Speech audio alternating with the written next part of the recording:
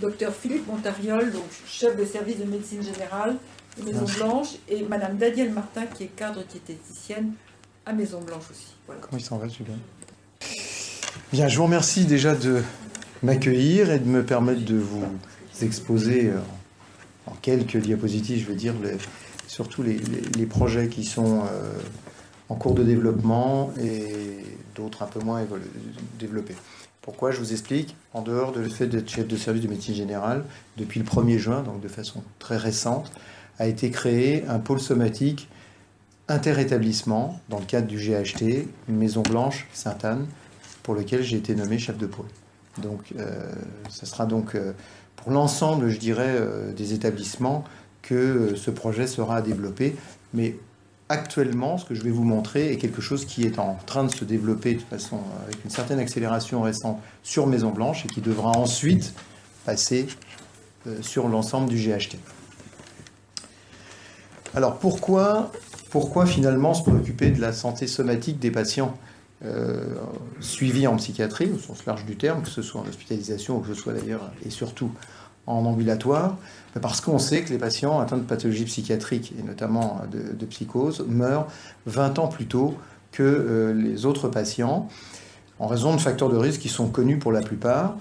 En dehors d'ailleurs, suite à un colloque récent auquel j'ai assisté, on montre que non seulement l'espérance de vie est réduite de 20 ans, mais qu'il existe en plus une surmortalité dans les classes d'âge.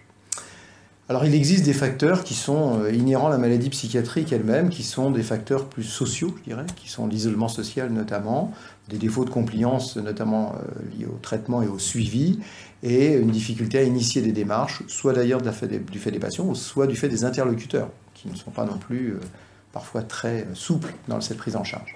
Et puis il y a des facteurs qui sont inhérents au malade lui-même, comme le comportement alimentaire. Madame Martin vous en parlera plus longuement, des comportements souvent addictifs associés, qu'ils soient liés à l'alcool, au tabac, aux drogues, des grandes difficultés, et ça sera l'objet d'un développement plus important, à conserver un médecin traitant, ce qui explique l'absence de suivi sur diverses prises en charge, que ce soit les bilans bucco-dentaires, les vaccinations, les bilans gynécologiques pour les femmes, les suivis sérologiques, le suivi nutritionnel et la pratique d'activité physique, qui souvent est peu développée et joue un rôle important, mais ça, on vous le redira. D'autre part, il existe des comorbidités somatiques. Alors nous avons souvent réciproquement aggravantes, c'est-à-dire qu'il existe souvent des pathologies somatiques qui sont mal identifiées ou pas identifiées pour les facteurs que j'ai évoqués précédemment et qui s'aggravent entre elles et aggravent évidemment l'état général. Et puis il y a les facteurs liés à la iatrogénie. Alors on les résume pour simplifier en les 4C, on les a appelés, donc les problèmes de constipation, occlusion intestinale, pour lequel d'ailleurs un de mes internes a fait sa thèse sur ce sujet, et avec un gastro-entérologue, il m'a transmis un article récemment qu'on a écrit, qu'on va publier, je ne sais pas encore où, mais on va le publier, sur ces problèmes de transit, et on a un travail, alors là, au niveau GHT, qui est en train de se mettre en place et qui sera début juillet, sur l'identification et les mesures préventives qu'on peut adopter, parce qu'on sait, enfin, à l'étranger, il y a des études qui montrent qu'il y a des mesures préventives efficaces, qu'on applique d'ailleurs, mais pas de façon, je dirais, protocolaire, de façon ponctuelle. Ensuite, on a appelé CAIO, donc ça c'est pour des facilités, les complications thromboemboliques qui sont plus spécifiques des patients hospitalisés, et notamment les patients soit clinophiles, soit en isolement par exemple, et notamment s'il y a une contention. Il y a également un médecin, le docteur Alouche, qui s'occupe de façon active de ce sujet, et il y a des recommandations qui sont déjà mises en œuvre et appliquées d'ailleurs, que ce soit sur Maison Blanche, sur également Henriette, puisque également on prend en charge une pérévocluse sur le plan somatique aussi, qui sont donc en application.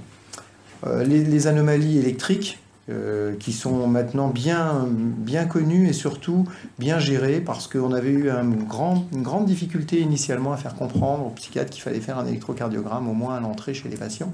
C'est quelque chose dont ils ne voulaient pas entendre parler sur le plan de protocole, mais qui finalement, on n'a pas été têtu, et finalement ils l'ont mis en œuvre sans qu'il y ait ces protocoles. Et pratiquement tous les patients en électrocardiogramme régulièrement. Il nous arrive souvent d'être appelés pour les interpréter, ou que ce soit en garde ou que ce soit dans la journée. Et enfin, les complications, alors on a appelé ça cholestérol, c'est aussi pour mettre les 4C, hein, pour simplifier, le syndrome métabolique, donc Madame Martin, notamment, vous en parlera, puisqu'il y a des facteurs nutritionnels non négligeables. Alors actuellement, comment sont pris en charge les problèmes somatiques? C'était il y a une vingtaine d'années, moi ça fait 27 ans bientôt que je suis à Maison Blanche, donc je connais un peu le fonctionnement et comment les choses se sont développées. Et c'est vrai qu'auparavant, on n'était vraiment pas très important dans l'hôpital psychiatrique et on était toléré plus que reconnu, je dirais, pour cette prise en charge. Et au fur et à mesure des années, et d'ailleurs grâce à mon prédécesseur, le docteur Guillard, qui a pris sa retraite à la fin de l'année dernière, eh bien en force de marteler les choses, eh bien les idées sont passées et il en est advenu que la prise en charge somatique a été considérée comme indispensable dans une prise en charge globale. C'est aussi la notion de prise en charge globale qui s'est développée. C'est devenu une priorité de santé publique, puisqu'il y a eu les schémas d'orientation sanitaire, les SROS, qui ont mis dans leurs critères la prise en charge somatique. Donc c'est devenu évidemment une préoccupation des usagers, parce que vous saviez, que ce soit les usagers ou les familles d'usagers, ou les aidants, savaient qu'il y avait ces problèmes somatiques, mais plus difficile de les faire reconnaître, et notamment donc les psychiatres également qui avaient du mal. Mais peu à peu sont apparus des somaticiens en psychiatrie, tout d'abord intégrés dans des services et progressivement beaucoup plus indépendants. Donc le but est bien sûr d'éviter de cumuler un double handicap. Le handicap de la pathologie mentale et au fil des années, bien sûr, ces problèmes dont on a vu précédemment, ces comorbidités et cette iatrogénie. Et il a fallu pour ça avoir une collaboration confiante. C'est-à-dire qu'au départ, il y avait peu de confiance en les somaticiens. Vraiment, il ne fallait pas qu'on intervienne trop, puisque c'était vraiment la pathologie psychiatrique, ce qui est normal aussi, hein, puisque l'hospitalisation, c'est quand même pour des raisons psychiatriques. Mais on a réussi, au fur et à mesure des années, à avoir une vraie collaboration et à l'organiser, ce qui n'était pas vraiment le cas initialement.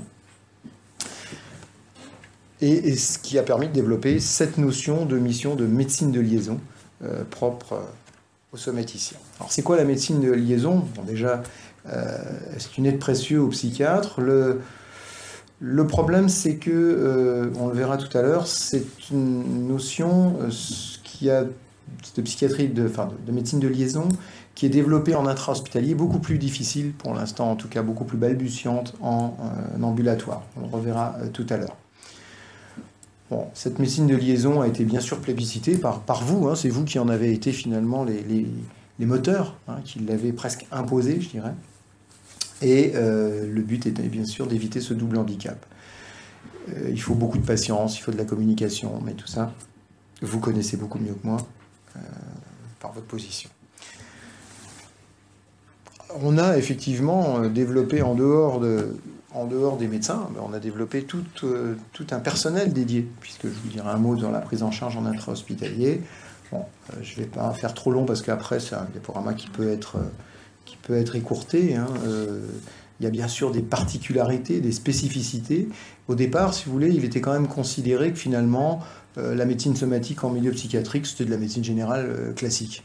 Ce qui, vous le savez, c'est pas tout à fait le cas parce que l'acceptation par les médecins généralistes, alors en dehors de leur planning, mais ça intervient aussi en des patients psychiatriques en cabinet, c'est pas toujours si simple que ces trois mots. Ces deux mots, c'est pas de la médecine générale classique. C'est quelque chose de particulier parce que d'abord il y a des spécificités donc, que j'ai énoncées comme les comorbidités, qu'il y a des particularités sur la nutrition, des particularités sur la douleur, donc diverses particularités qui en font finalement des patientes donc, pour lesquelles il faut une prise en charge qui soit d'autre nature. Je dirais. Donc en intra-hospitalier, donc évidemment une liaison avec les équipes de psychiatrie, mais également avec les médecins traitants, ça, vous le verrez, c'est en train de se mettre en place, mais ce n'est pas encore complètement développé, des consultants spécialisés, pas nécessairement d'ailleurs, ce qu'est le cas Maison Blanche, à l'intérieur de l'établissement, contrairement à Sainte-Anne où il y a des médecins spécialistes qui consultent à l'intérieur. À Maison Blanche, c'est plutôt des relais avec des conventions avec des centres de santé notamment, mais ça peut être aussi avec des médecins traitants. Et c'est la façon qu'on aura, parce que je dis qu'on aura parce qu'en ambulatoire, de ne pas perdre la vue sur les problèmes somatiques de ces patients dès qu'ils sont en ambulatoire.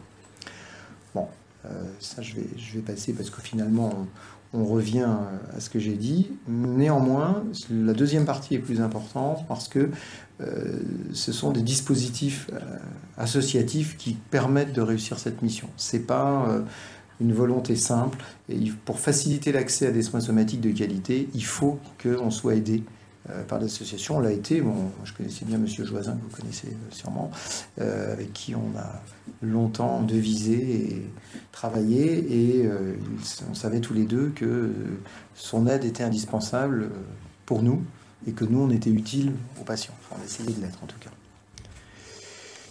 Alors, donc la prise en charge somatique s'intègre dans une prise en charge globale. Ça, c'est clair. C'est pas une prise en charge somatique d'un côté, une prise en charge psychiatrique de l'autre. C'est des prises en charge qui doivent s'interpénétrer pour avoir leur efficacité. On sait que souvent, on avait fait une étude, très souvent, les pathologies psychiatriques, il n'y a aucun suivi somatique. On avait fait une étude il y a une dizaine d'années maintenant, avec une publication où on avait moins de la moitié des patients qui avaient un médecin traitant déclaré. Ce qui augure encore pire, puisque le fait de le déclarer n'est pas le fait de le consulter. Et on le sait fréquemment lorsque nous on contacte les médecins traitants, soit pour leur donner des informations, soit pour en recueillir. Très fréquemment, ils nous disent « Oui, j'ai vu le patient une fois, je l'ai vu pour un rhume, mais je ne l'ai pas vu depuis 2 ans. » Ça, on l'a très fréquemment comme réponse de la part du médecin traitant. Donc on sait que le fait de le déclarer n'est pas nécessairement le fait que la personne soit suivie. Bon, ça va passer. Donc, pour assurer cette prise en charge globale, il a fallu définir des critères cliniques. Définir des critères cliniques, des critères paracliniques, alors qu'on a affiné au cours des années, puisque, je vous dis, ça fait quand même quelques années maintenant, qu'on a affiné par l'intra-hospitalier, déjà, parce qu'on était en intra-hospitalier, et ensuite qu'on a essayé de transmettre, mais là on en est quand même plus, pas au départ, mais on en est quand même plus dans on aborde le problème, on l'approche, mais on n'y est pas encore au cœur. Ça va venir, vous verrez dans les diapos suivantes ce que ça va venir, et ça va sûrement s'accélérer rapidement du fait de ces nouvelles organisations d'ailleurs. Et ça va surtout s'homogénéiser, ce qui est important, parce que c'est dommage d'être suivi dans un établissement et d'avoir une prestation et de ne pas l'avoir dans l'autre, alors qu'on est sur le même territoire. Et c'était le but du territoire d'ailleurs. Alors ça, je vais passer. Alors, comment sont organisés les soins? Je vais dire sur Maison Blanche. Je vous dirai un mot sur Sainte-Anne, parce que je sais comment ils sont organisés, et sur Père-et-Vaucluse, tout au moins Henriet, je vous dirai également. Alors, sur Henriet et Maison Blanche, c'est assez proche. C'est assez proche comme prise en charge. C'est-à-dire que, Henriet est une structure, Maison Blanche est fait de plusieurs sites, vous le savez, donc il y a 5 sites d'hospitalisation, et donc on a été évidemment obligé au départ, on travaillait tous à Neuilly-sur-Marne. Évidemment, lors de l'ouverture progressive des structures, on a été obligé de modifier nos prises en charge. Et c'est vrai qu'on a reçu, par contre, là on va être clair, un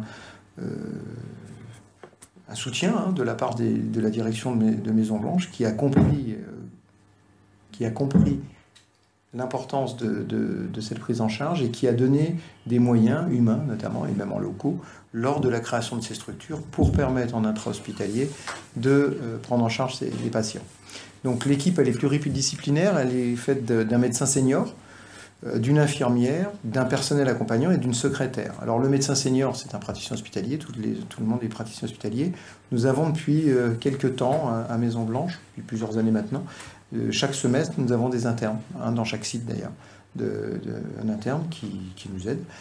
Donc il y a également donc, une infirmière, un personnel accompagnant, et à Maison Blanche c'est important, je vous l'ai expliqué, toutes les consultations spécialisées où l'imagerie se fait à l'extérieur, puisqu'il n'y a pas de spécialistes qui viennent et qui tournent sur les structures, et une secrétaire pour assurer la transmission des informations. Donc nous avons développé des partenariats qui sont et privés et publics. Pour donner quelques exemples, par exemple sur certaines structures, on travaille avec le Centre médical Europe qui est à Saint-Lazare, on travaille également avec le groupement des œuvres sociales de Belleville pour le 20e et le 19e.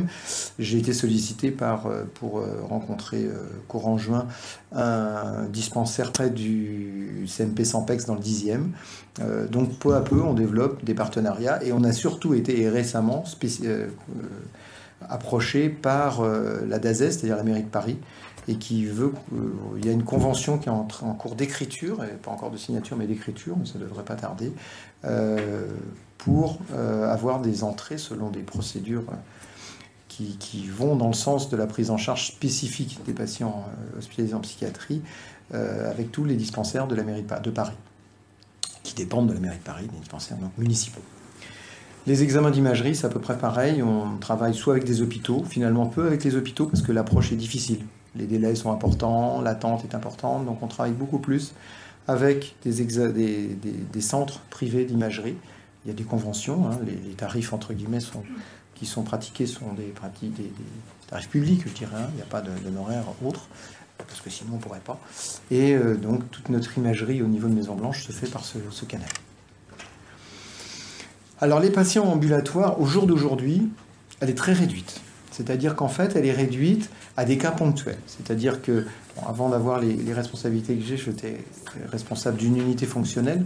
Enfin là, je suis toujours sur Neuilly-sur-Marne, mais c'est un peu différent sur Neuilly-sur-Marne pour les patients en séjour prolongé. Mais sur les structures parisiennes, donc j'étais appelé de temps en temps par des médecins de CMP qui, en l'absence de recours, eh bien, nous adressaient les patients pour assurer un relais dans une prise en charge somatique et éventuellement essayer de trouver un médecin traitant plus pérenne.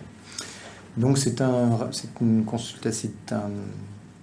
communication directe et ponctuelle. Il n'y a pas quelque chose de justement protocolisé. Et c'est justement pour la raison pour laquelle eh bien, il y a un projet qui est en train d'avancer de façon rapide de prise en charge somatique sur les sites hospitaliers et extra-hospitaliers qui s'appelle PsySom.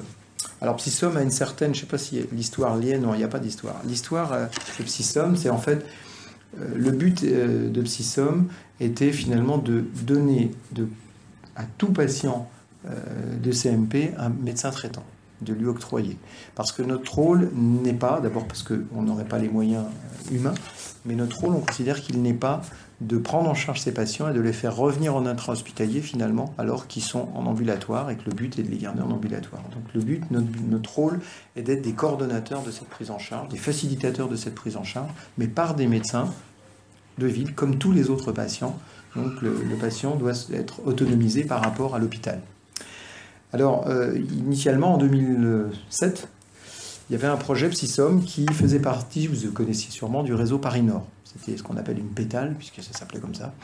Il y avait le diabète, il y avait la cancéro, donc il y avait la toxico, et il y avait donc cette pétale qui a été proposé et le projet a été retoqué par l'ARS parce qu'il y avait des demandes de financement et ça a été retoqué par l'ARS. Et il s'est endormi, ce projet, parce que personne ne pouvait plus travailler dessus. Il s'est endormi pendant, on va dire, 7-8 ans. Et depuis 2 ans, il a revu le jour. Et je vais vous dire, parce qu'il a un peu été modifié dans sa philosophie. C'est-à-dire que philosophiquement, je dirais que nous sommes des coordonnateurs, mais nous ne sommes même plus des effecteurs. C'est plus nous les effecteurs, on contrôle entre guillemets le fonctionnement, mais c'est plus nous qui sommes directement impliqués dans le fonctionnement. Je vais vous expliquer rapidement après. Donc le but, c'est d'avoir une prise en charge somatique annuelle ou biannuelle. Évidemment, s'il y a des problèmes entre-temps, il est évidemment qu'il est important que ces problèmes soient pris en charge par un médecin traitant, mais de base, d'avoir un suivi biannuel ou au moins annuel de l'aspect somatique des choses. Le but est bien sûr de faciliter cet accès aux patients qui sont en ambulatoire, qui représentent entre 85 et 90% quand même des patients suivis par les établissements. Et puis, donc, bien sûr, doter, comme on l'a dit, tous les patients suivis en CMP d'un médecin traitement, avec des contacts néanmoins avec les psychiatres, établir des psychiatres, en fait, entre les psychiatres de secteur et les médecins de ville, chose qui n'est pas toujours facile. Et notre rôle, c'est de faciliter, d'être des facilitateurs. Alors, le patient, pour ce faire, il faut l'articuler, l'intégrer dans des programmes d'éducation thérapeutique. Parce que même si on a un médecin traitant, il faut savoir, vous l'avez vu au départ, que le gros problème, c'est l'observance. L'observance des traitements. Et il faut qu'on intègre les patients dans des programmes d'éducation thérapeutique parce qu'ils doivent, et vous êtes évidemment des facilitateurs en tête de ligne, je dirais, parce qu'il est important qu'ils puissent influer sur tous les facteurs que j'ai décrits, facteurs qui soient iatrogènes ou les comorbidités, et qu'eux aient conscience et puissent influer dessus. Je n'ai pas dit les prises en charge complètement, mais au moins influer fortement. Et donc, maîtriser les éléments de son suivi somatique, mobiliser les ressources pour le réaliser, en l'aidant bien sûr, puisque PsySom, et justement le but, c'est de les aider à arriver à cette prise en charge. Le médecin traitant, lui, il doit faire plusieurs choses. Il doit s'occuper des protocoles de soins LD psychiatriques, parce que souvent, les psychiatres de SMP, ils le font pas, ils veulent pas toujours le faire, les psychiatres d'intra encore moins. Ils doivent assurer le suivi habituel somatique classique, hein, donc ils ont fait, mais assurer un suivi du malade selon un protocole qui est dit EVASEM. Alors EVASEM, ça veut dire évaluation semestrielle. Hein, c'est pour ça que j'ai dit semestrielle ou annuelle, qui regroupe un certain nombre d'éléments à contrôler. Alors il y a des éléments cliniques, je ne vais pas vous les détailler ici, il y a des éléments biologiques, l'électrocardiogramme, donc des éléments à suivre régulièrement, évidemment qui ont été sélectionnés parce qu'on sait qu'il y avait ces comorbidités, ces éléments iatrogènes. On ne peut pas partir à l'aventure, mais il faut en sélectionner un certain nombre. Évidemment, en dehors du protocole de soins LD psychiatriques, il faut évidemment avoir des protocoles de soins LD somatiques s'il y a indication. Tous n'auront pas indication, mais une grande partie l'auront.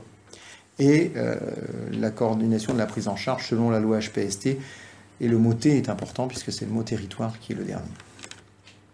Je vous laisserai poser toutes les questions que vous souhaitez après, hein, si vous en avez. Les missions du psychiatre de secteur, lui, il doit continuer à prendre en charge le volet psychiatrique de la prise en charge. Et il doit par contre s'intéresser à l'état somatique. Son rôle n'est pas de le prendre en charge, bien évidemment, ce n'est pas son rôle, ça on le sait, mais il doit s'y intéresser et alerter le médecin traitant ou faire participer et entrer son patient dans ce protocole PsySom, qui n'est pas un vrai protocole, mais enfin, il y a quand même beaucoup de choses indispensables à réaliser avant qu'il y entre. Bon, je passe sur le comité scientifique. Il y a un comité scientifique qui est garant de la pertinence des orientations choisies, qui se réunira, dans lequel il sera souhaitable d'intégrer, et c'est prévu, un représentant des usagers, ou leurs aidants, ou les deux. L'unité fonctionnelle, donc, ce qui a changé beaucoup, c'est que au départ, ça devait être dirigé par un médecin de mon service, du pôle maintenant, mais ça posait problème.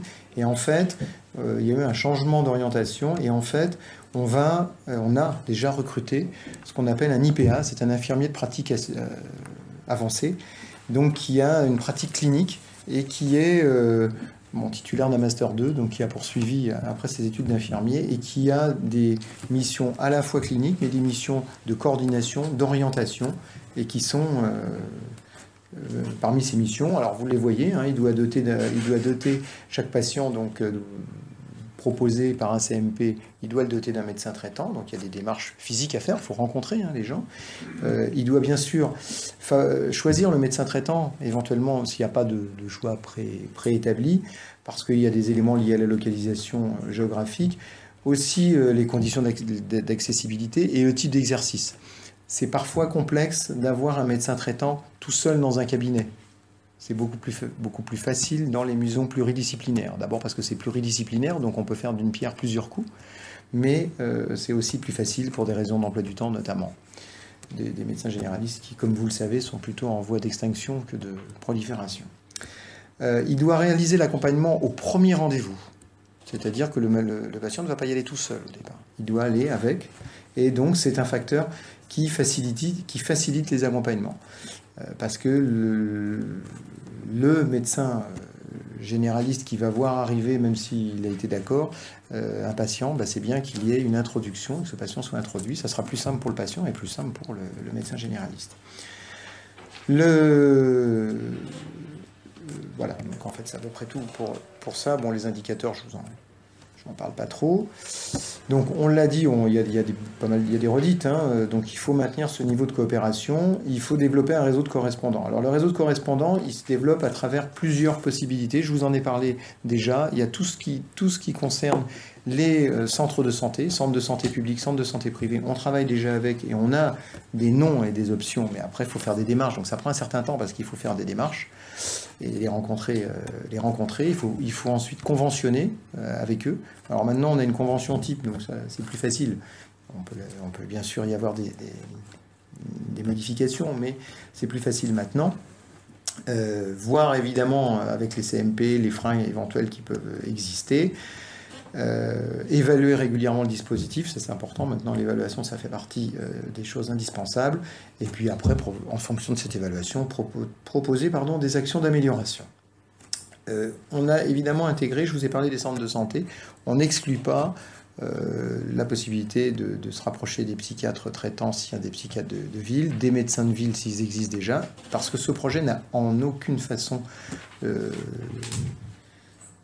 je dirais, je trouve plus mon mot, mais sa mission n'est pas de faire changer un patient de médecin traitant. C'est-à-dire que si un patient a un médecin traitant et que ce patient ne va pas très souvent au médecin traitant, c'est plutôt relancer cette coopération, mais en tout cas ne pas lui dire votre médecin traitant c'est pas le bon, c'est le nôtre qu'il faut qu'on... Il n'y en est pas question. Ça c'est une chose importante à préciser. On ne veut pas être des perturbateurs, on veut plutôt être des facilitateurs. Ça c'est clair. Bon, un médecin traitant, pourquoi faire? Faire ses évaluations semestrielles, je vous l'ai dit, et dans un premier temps, donc à Maison Blanche, ça c'est clair, mais dans un deuxième temps, alors on a on va commencer sur certains, je dirais même secteurs, c'est-à-dire que pour l'instant, les secteurs qui ont été privilégiés, c'est le 20e arrondissement, enfin les arrondissements, ensuite c'est le 19e, et ensuite on étendra. Les choses peuvent aller beaucoup plus vite à s'étendre qu'à démarrer, on le sait tous. Une fois que les choses sont parties, on connaît les freins justement, on connaît les points faibles, on connaît les points forts. Vous me direz.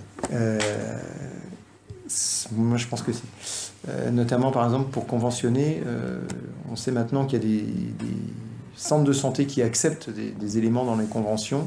Après on verra comment ils les mettent en route, mais s'ils les acceptent, d'autres les accepteront plus facilement. Je pense en tout cas. Bien, donc on l'a dit, l'évaluation des prises en charge des facteurs spécifiques, c'est le but bien sûr, vaccination, bilan bucco-dentaire, suivi gynécologique pour les femmes, ophtalmo, etc. Les comorbidités, pathologies cardiovasculaires, syndrome métabolique, thromboembolique et troubles du transit, etc. parce qu'il y en a bien d'autres.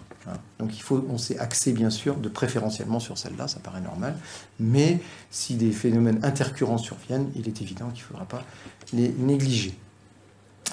Vous le voyez, les paramètres biologiques, tous les 6 mois, il y a un bilan complet, et les ECG également, notamment pour l'intervalle QTC, mais sur tous les 6 mois également. Le fait d'avoir un médecin traitant, ça permet de prendre en charge des pathologies intercurrentes. Tous les patients, on le sait en intra-hospitalier, les patients qui ont une certaine durée d'hospitalisation, on les voit en bilan initial, là on n'est pas dans l'initial, en évaluation initiale, mais on est amené à les revoir pour des pathologies intercurrentes, comme tout patient, au cours, si l'hospitalisation est suffisamment longue, peuvent avoir ces problèmes. Mais le fait d'avoir un médecin traitant facilite, outre les bilans semestriels, bien sûr, c'est la prise en charge de ces pathologies intercurrentes, saisonnières ou autres. Donc les partenaires, je vous les ai cités, évidemment adaptés aux arrondissements. Alors il y a un souci sur Henriet, parce que vous savez qu'Henriet est une structure qui est dans le 13e arrondissement, mais que les secteurs ne sont pas du tout correspondants au 13e arrondissement. Alors c'est pas une difficulté, sauf qu'il ne faut pas chercher il faut pas chercher des correspondants dans le 13e arrondissement, mais il faut les chercher dans les arrondissements correspondants. Bon, mais c'est pas infaisable, ça. Il faut avoir envie de le faire. Alors, une convention, je vous l'ai dit, un accord privilégié. Privilégié à plusieurs titres. Avoir un personnel d'accueil dédié. Ça, on l'accompagnera, donc il faut qu'il soit accompagné dans la première consultation. Un rendez-vous rapide adapté. Ce que je veux dire, on veut dire adapté. Il y a par exemple des horaires que les médecins généralistes préféreront et que les patients préféreront. Donc il faut trouver un accord, un circuit qui soit certes rapide, mais qui soit adapté, c'est-à-dire que l'horaire, par exemple, convienne. Éviter les attentes. Ce que redoutent beaucoup les médecins traitants, c'est l'attente des patients atteints de pathologie psychiatrique pour leur salle d'attente. Bon, c'est des choses, c'est comme ça. Alors, on est obligé de s'adapter à ces considérations. Que la consultation soit adaptée, et ça on le sait, nous on le sait parce que ça fait longtemps qu'on travaille, il est important que nous on transmette nos expériences et que les médecins généralistes arrivent à acquérir ces connaissances. Il y a des formations qui peuvent être mises en place, on l'avait proposé, le seul souci c'était un des facteurs pour lequel l'ARS avait refusé, parce qu'il y avait des éléments financiers et l'ARS ne voulait rien financer, donc c'était tombé à l'eau. Pour les médecins généralistes je parle, c'était pas pour nous, ça fait partie de notre travail. Donc les informations donc réciproques, certes, Alors la messagerie sécurisée, là, c'est un souhait, mais c'est pas encore sur pied, parce que transmettre les informations, c'est important qu'on puisse les transférer avec les moyens modernes de transmission d'informations. C'est plus facile actuellement de les transmettre comme ça, si c'est sécurisé, que par un courrier. Même si le courrier peut arriver ensuite, mais c'est indispensable d'avoir ce genre de choses. La convention doit se faire bien sûr avec les partenaires sur, bon, vous le voyez, hein, des possibilités de joindre des personnes, de nous notamment, qui est des numéros d'appel dans le secteur ou la structure d'arrondissement, qui soit à disposition des médecins traitants, que les médecins traitants puissent nous contacter. Parce que souvent, les médecins traitants, ils peuvent ne pas avoir l'habitude de ces types de pathologies et qu'ils puissent nous contacter. À titre indicatif, par exemple, à Maison-Blanche, on a une astreinte 24 heures sur 20, enfin, une astreinte toute la journée et une garde sur le site de Neuilly-sur-Marne, mais qui relaie aussi l'astreinte. Donc 24 heures sur 24, 365 jours sur 365, nous sommes joignables. Il y a un médecin senior qui est joignable, somaticien. C'est pas vrai sur les autres structures. C'est un peu vrai sur Henriès, c'est pas vrai du tout sur Sainte-Anne. Mais c'est quelque chose qui est une proposition. Le pôle en est notamment un des éléments. Alors la sélection des patients, il faut que les patients soient tous sous psychotrope, depuis 1 an au minimum, qu'ils aient un suivi de plus 6 mois au CMP, qu'il n'ait pas de médecin traitant actif, c'est-à-dire consulté dans l'année en cours, et qu'il soit volontaire, c'est-à-dire qu'il faut qu'on ait son consentement, et de préférence avoir des droits sociaux ouverts, parce que s'il n'y a pas les droits sociaux ouverts, ça sera très compliqué pour les médecins traitants. Nous, ça ne nous pose pas de problème, mais eux, oui. Parce que ça, s'il n'y a pas de droits sociaux, ils ne voudront pas prendre le patient. Et les centres de santé, c'est pareil. Donc il faut, et ça sera un des rôles notamment de l'infirmier de pratique avancée, de faire avancer les choses. Tous les patients qui sont hospitalisés, normalement, à un moment, doivent avoir des droits ouverts. S'ils ne sont pas ouverts, il y a des assistantes sociales dont c'est une des missions, mais il faut absolument qu'ils soient ouverts. Parce que sinon, les médecins traitants en ville, ça ne passera pas. Donc on l'a dit, la prise de rendez-vous, c'est réalisé donc par l'unité, la première fois, en concertation avec le CMP. Et il faut sélectionner, je vous l'ai dit, il y a plusieurs pistes, mais il faut sélectionner la plus adaptée. Soit c'est un médecin libéral isolé, parce que le patient sera capable de le faire, il y a des patients qui sont tout à fait capables de le faire, ou en maison de santé pluridisciplinaire, ce qui est proche, ou bien il faut au niveau d'un centre de santé où il y a un cadrage qui est plus important. Je dirais qu'un patient qui va aller dans un cabinet libéral, il est relativement seul et les médecins libéraux sont moins tolérants que le sera un centre, ça c'est clair.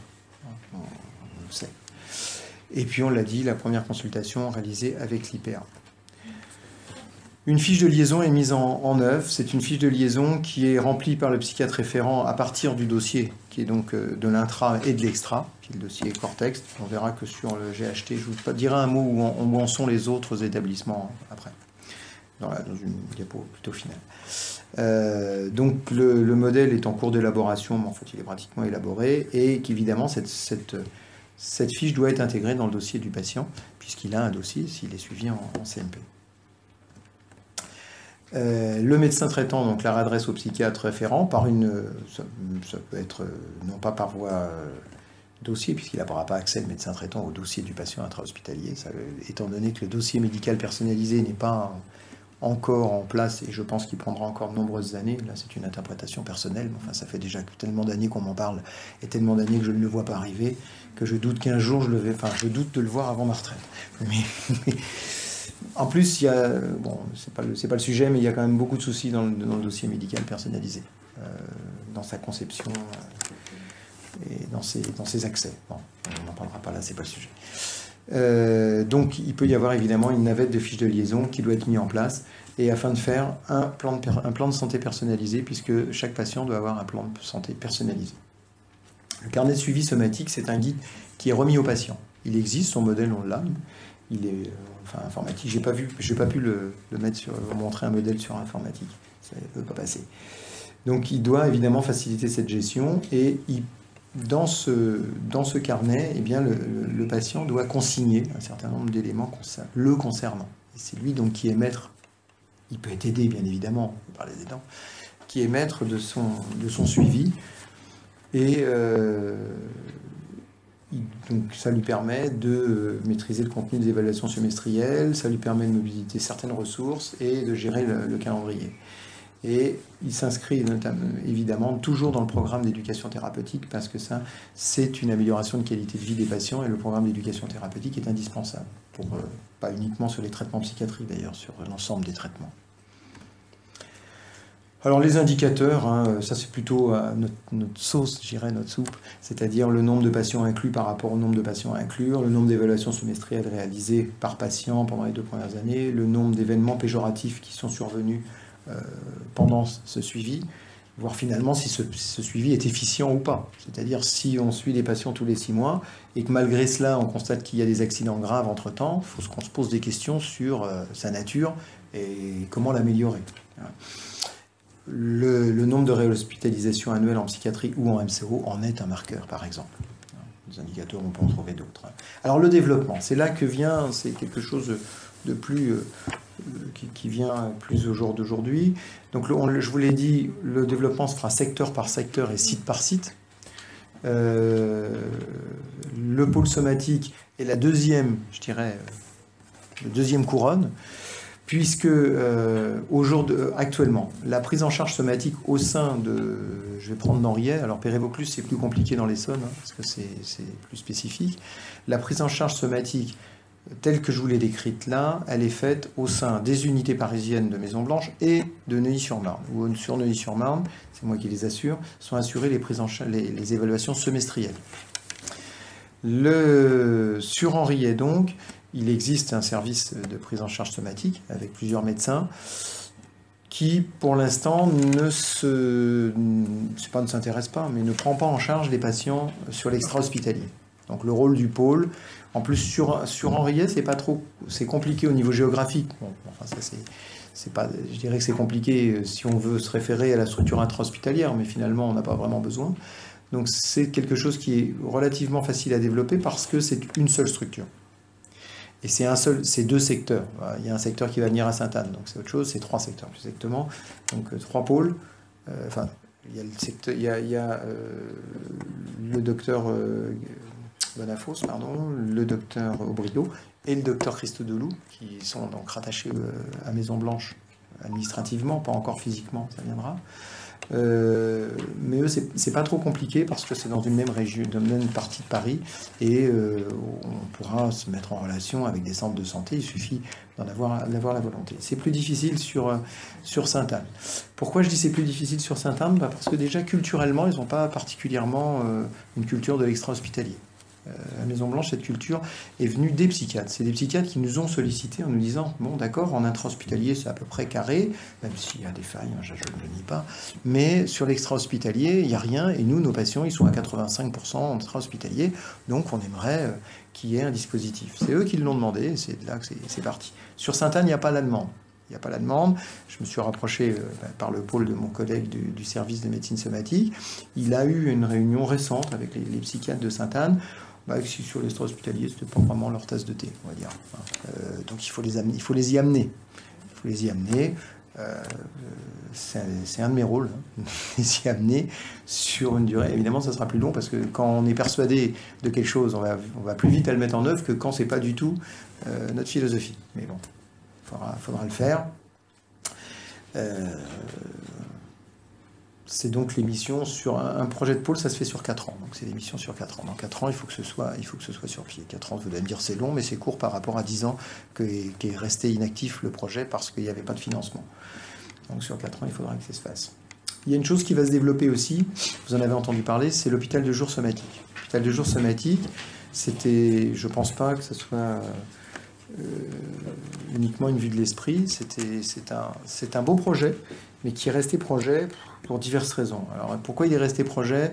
Alors qu'est-ce que c'est l'hôpital de jour somatique? L'hôpital de jour somatique, le but, c'est d'accueillir des patients pour regrouper des explorations somatiques sur un seul lieu, unité de lieu, unité de temps. Unité de lieu, ça serait Sainte-Anne, unité de temps, ça serait une journée. Pour y faire quoi? Eh bien, pour y faire soit des explorations, soit ce sont des patients qui sont vus dans l'intra-hospitalier par un médecin somaticien qui souhaite avoir des explorations d'imagerie ou de consultation, et donc de les regrouper sur une journée et de les réaliser à Sainte-Anne, puisqu'il y a le plateau technique et il y a aussi un certain nombre de spécialités, pas toutes, justement on est en train d'y travailler. Deuxièmement, ce sont des patients qui pourraient être recrutés, ça sera sûrement un deuxième temps, à partir de demandes soit de psychiatres libéraux, soit de médecins de centres de santé, donc dans le cadre de Psyssom, donc un lien important entre les deux, pour faire ces explorations et éviter donc, des déplacements aux patients. Et puis, pour des patients hospitalisés de façon plus prolongée, eh bien, à ce moment-là, les prendre une journée pour leur éviter d'aller à une consultation ophtalmo un jour, consultation gynéco un autre jour, etc.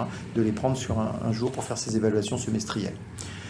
L'hôpital de jour somatique, je vais dans 2 jours à l'ARS, puisque l'ARS a retoqué le projet dans un premier temps, encore pour des raisons financières, parce que l'ARS a une lecture très arithmétique des choses. C'est-à-dire qu'elle a compté les temps médicaux somatiques, elle a dit, parce que dans l'hôpital de jour, il faut un somaticien à temps plein. C'est indispensable. Moi, j'ai fait tourner un hôpital de jour sur Maison Blanche pendant quelques années et je connais bien. Donc, on veut ça, c'est indispensable. Donc, l'ARS a dit non, vous êtes suffisant, sauf qu'ils ont oublié de voir que, par exemple, sur Maison Blanche, c'est 5 hôpitaux. C'est pas un hôpital, c'est pas 5 médecins dans un hôpital, c'est 5 médecins dans 5 structures. Et donc, c'est pas du tout la même chose. C'est pour ça que je dis c'est une vision arithmétique et non analytique. Donc j'y vais dans 2 jours pour essayer de leur expliquer ça. Je pense qu'ils peuvent comprendre. En plus, bon, c'était pas très bien ficelé la présentation, je le reconnais. Donc on l'a mieux ficelé et on voudrait le faire démarrer, parce qu'il faut toujours démarrer sur quelque chose pour amorcer, sur les bilans pré-ECT, puisque les bilans pré-ECT permettraient de faire fonctionner l'hôpital de jour tous les jours. Alors il est prévu sur 5 patients, mais au moins sur 2 patients, plus un bilan donc, semestriel, ça ferait 3 patients. Et en plus, cet hôpital de jour somatique doit s'ouvrir sur le handicap au sens large. Ça, c'est une demande qui n'a pas été négociable. Ça ne sera pas uniquement sur le handicap maladie psychiatrique, ça sera sur tous les handicaps. Donc on sait que si on l'ouvre à tous les handicaps, il se remplira. Le risque d'ailleurs, c'est qu'il nous déborde, tout simplement. Mais on verra. Donc si les choses ne se passent pas trop mal dans 2 jours, on envisage... Alors on avait un problème de locaux aussi sur Sainte-Anne. Pourquoi Sainte-Anne? Parce qu'il y a le plateau technique, hein. C'est tout simple. Oui. Et ça serait probablement au départ, alors la demande est partie, Monsieur Staliveri qui s'occupe de tout ce qui est logistique, de créer des algécos avant, parce que le final, ça sera dans le bâtiment qui est en construction Raymond Garcin. Mais Raymond Garcin, c'est 2021-22. Donc on ne peut pas attendre 5 ans, ça n'a pas de sens. Donc moi, ça ne me pose pas de problème de le faire fonctionner sur un algéco. Il y a déjà des blocs qui ont fonctionné sur des algécos. Si un algéco est bien conçu, on peut accueillir des patients de tout handicap et dans des conditions tout à fait correctes si on prévoit bien les locaux. Mais il serait donc, a priori, sur le parking qui est juste devant. Enfin, moi, je ne peux pas vous dire après exactement. En tout cas, la demande est partie. Je n'ai pas eu de réponse pour l'instant des services de l'équipement, on va dire. Donc, le but est de le faire démarrer début 2018. Il faut recruter un temps plein, il faut un interne. Oui, l'interne, c'est d'accord. Le temps plein, ça devrait être d'accord. Et ensuite, reste le matériel, ça ne représente pas grand-chose. Infirmière, c'est à peu près d'accord. Secrétaire aussi. Donc, les obstacles, à la limite, l'ARS en plus va avoir sa vie facilitée parce dans les calculs financiers, a priori, il pourrait presque s'auto-financer. Parce qu'il sera sujet à la T2A, que vous connaissez en MCO, qui n'existe pas en psychiatrie, mais lui, comme c'est un hôpital de jour, serait financé par la T2A, il s'autofinancerait probablement. Mais on aimerait quand même que l'ARS mette un petit peu du sien. Donc voilà pour ce qui est des projets. Donc ce qui est déjà, ce qu'on sait faire, ce qu'on peut mettre en place, et ce qui ensuite faut développer. Bon, en conclusion donc, la prise en charge somatique, elle doit être efficiente. Vous savez que c'est un mot qui est beaucoup développé, qui est différent de l'efficacité. Moi, j'ai toujours été un partisan de l'efficacité dans le domaine de la santé, plus que de l'efficience. Mais les années et les préoccupations financières multiples de divers partenaires font qu'on est un peu obligé de venir à l'efficience, et parfois pas uniquement à l'efficacité. L'efficience est soi-disant plus exigeante, l'efficacité est plus humaine, mais c'est comme ça. Et le but est bien sûr de construire et développer des synergies de compétences entre les psychiatres et les somaticiens. Il n'est pas question de travailler l'un contre l'autre. On est de toute manière tenu de travailler l'un avec l'autre.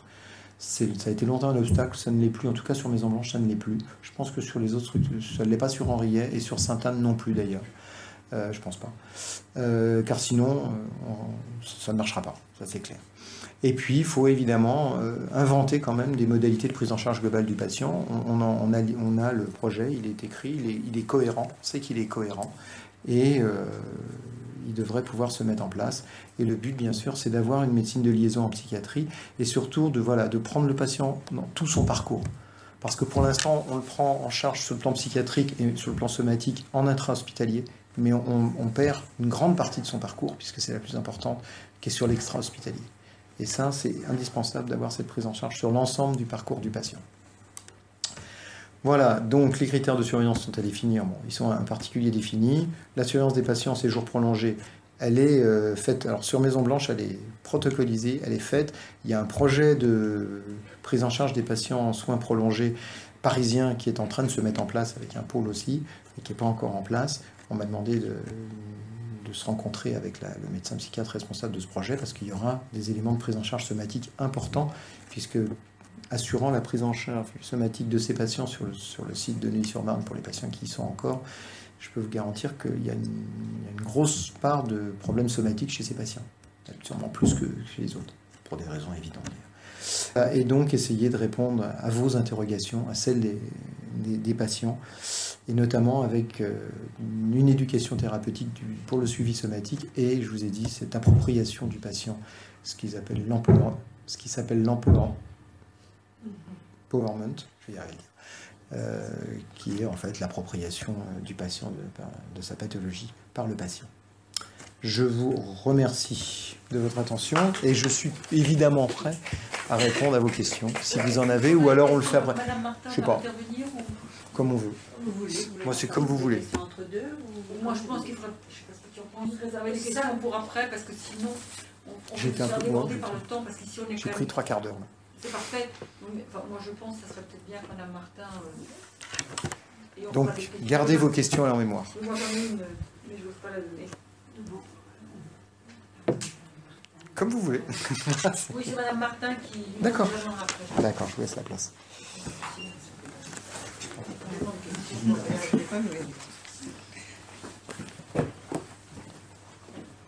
Alors bonjour messieurs, dames, moi je suis donc Danielle Martin, je suis cadre diététicienne au niveau du GHT de maintenant Maison Blanche Sainte-Anne Père-et-Vaucluse, donc une équipe de diététique qui est en train de se construire à ce niveau GHT. Et donc je viens vous exposer ce sujet sur alimentation santé. Donc vous voyez la première diapo, je dis alimentation santé, laquelle? Alimentation, santé somatique, santé psychiatrique, les deux mon capitaine. J'espère que vous me pardonnerez ce ton un peu léger, mais puisqu'il faut alléger notre alimentation, commençons par le ton. Et puis finalement, on se rend compte que la nutrition, c'est quelque chose de très simple. Hein. La nutrition, c'est un panier, c'est une assiette, c'est un ballon, de plus en plus. Mais c'est finalement toujours à peu près le même message qu'on va adresser tantôt aux usagers, tantôt aux professionnels qui vont être les relais auprès des usagers, tantôt aux aidants. Donc la forme du message peut changer, mais le fond, c'est toujours un petit peu le même.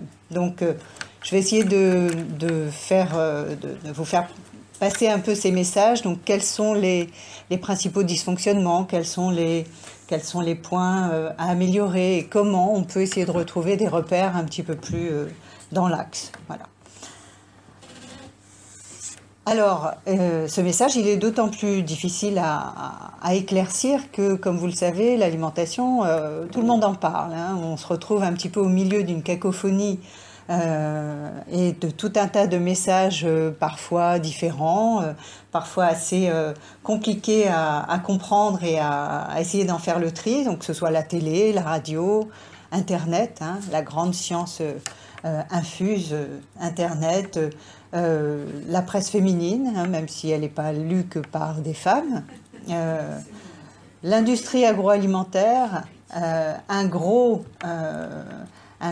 pédagogue, en tout cas qui sert beaucoup à formater nos comportements alimentaires. Ils en prennent beaucoup de soin. L'étiquetage aussi. Vous avez remarqué que l'étiquetage devient de plus en plus compliqué, de plus en plus précis, mais aussi de plus en plus difficile à décrypter. Hein. l'entourage, alors bien entendu, qui va être très influent sur l'alimentation. Et puis on va avoir une toute petite partie qui va être réservée au monde soignant, donc l'hôpital, avec cette part d'éducation que va avoir l'hôpital au moment du passage peut-être par les structures hospitalières, qu'elles soient intra-hospitalières ou extra-hospitalières, et puis le corps médical également qui va être qui va pouvoir porter ces messages. Alors, tout ça, c'est un petit peu compliqué, hein. Chacun va y mettre un peu son grain de sel. C'est difficile donc de faire son marché au milieu de tout ça. Donc, je vous propose de mettre tout ça un peu dans la casserole. Et puis, on va essayer de s'en sortir avec, au milieu de toute cette cacophonie, on va essayer de voir qu'est-ce qu'on peut retenir. Alors, ça tombe bien puisque les pouvoirs publics réfléchissent depuis longtemps à notre place. Et vous savez que des nouveaux repères viennent de sortir en janvier-mars 2017. Des nouveaux repères pour l'alimentation équilibrée de la population. Alors ce sont des repères qui continuent d'évoluer. Vous remarquez qu'on parle de repères et non pas de recommandations. Ce sont vraiment des repères, c'est-à-dire on donne un axe, on donne des exemples. L'alimentation, bien entendu, reste un choix libre. Donc, il n'est pas question d'injonction ni de recommandations formelles, mais ce sont des repères. Donc, ces repères, ils continuent d'évoluer par rapport à ceux qui y avaient 5 ou 6 ans. Ils ont même un petit peu changé pour certains. Alors, c'est pas qu'on se trompe, hein, bien entendu, mais c'est qu'effectivement, l'environnement évolue tellement vite.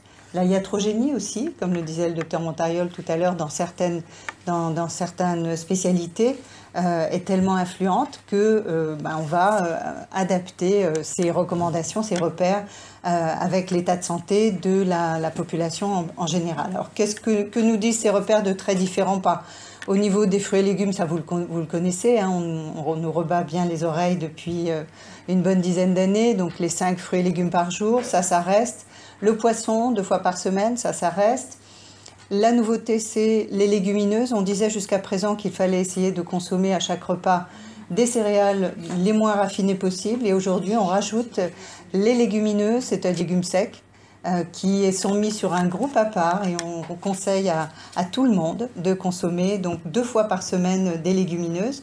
C'est un excellent glucide qui permet d'être, comme on jargonne, d'être satiétogène, c'est-à-dire qu'ils vont bien couper l'appétit après le repas, éviter le grignotage, qui est l'une des principales causes de la prise de poids. Donc, voilà, une réhabilitation de ces légumineuses. Les féculents, ça reste toujours des féculents peu raffinés, toujours peu de graisse, toujours limiter la consommation de sel. Sur le sucre, les recommandations sont un petit peu plus précises.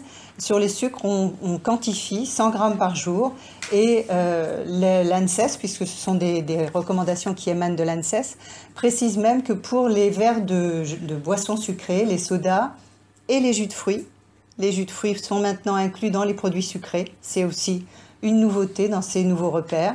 Avant, on considérait qu'un jus de fruits en brique, c'était l'équivalent peut-être d'un fruit ou à peu près.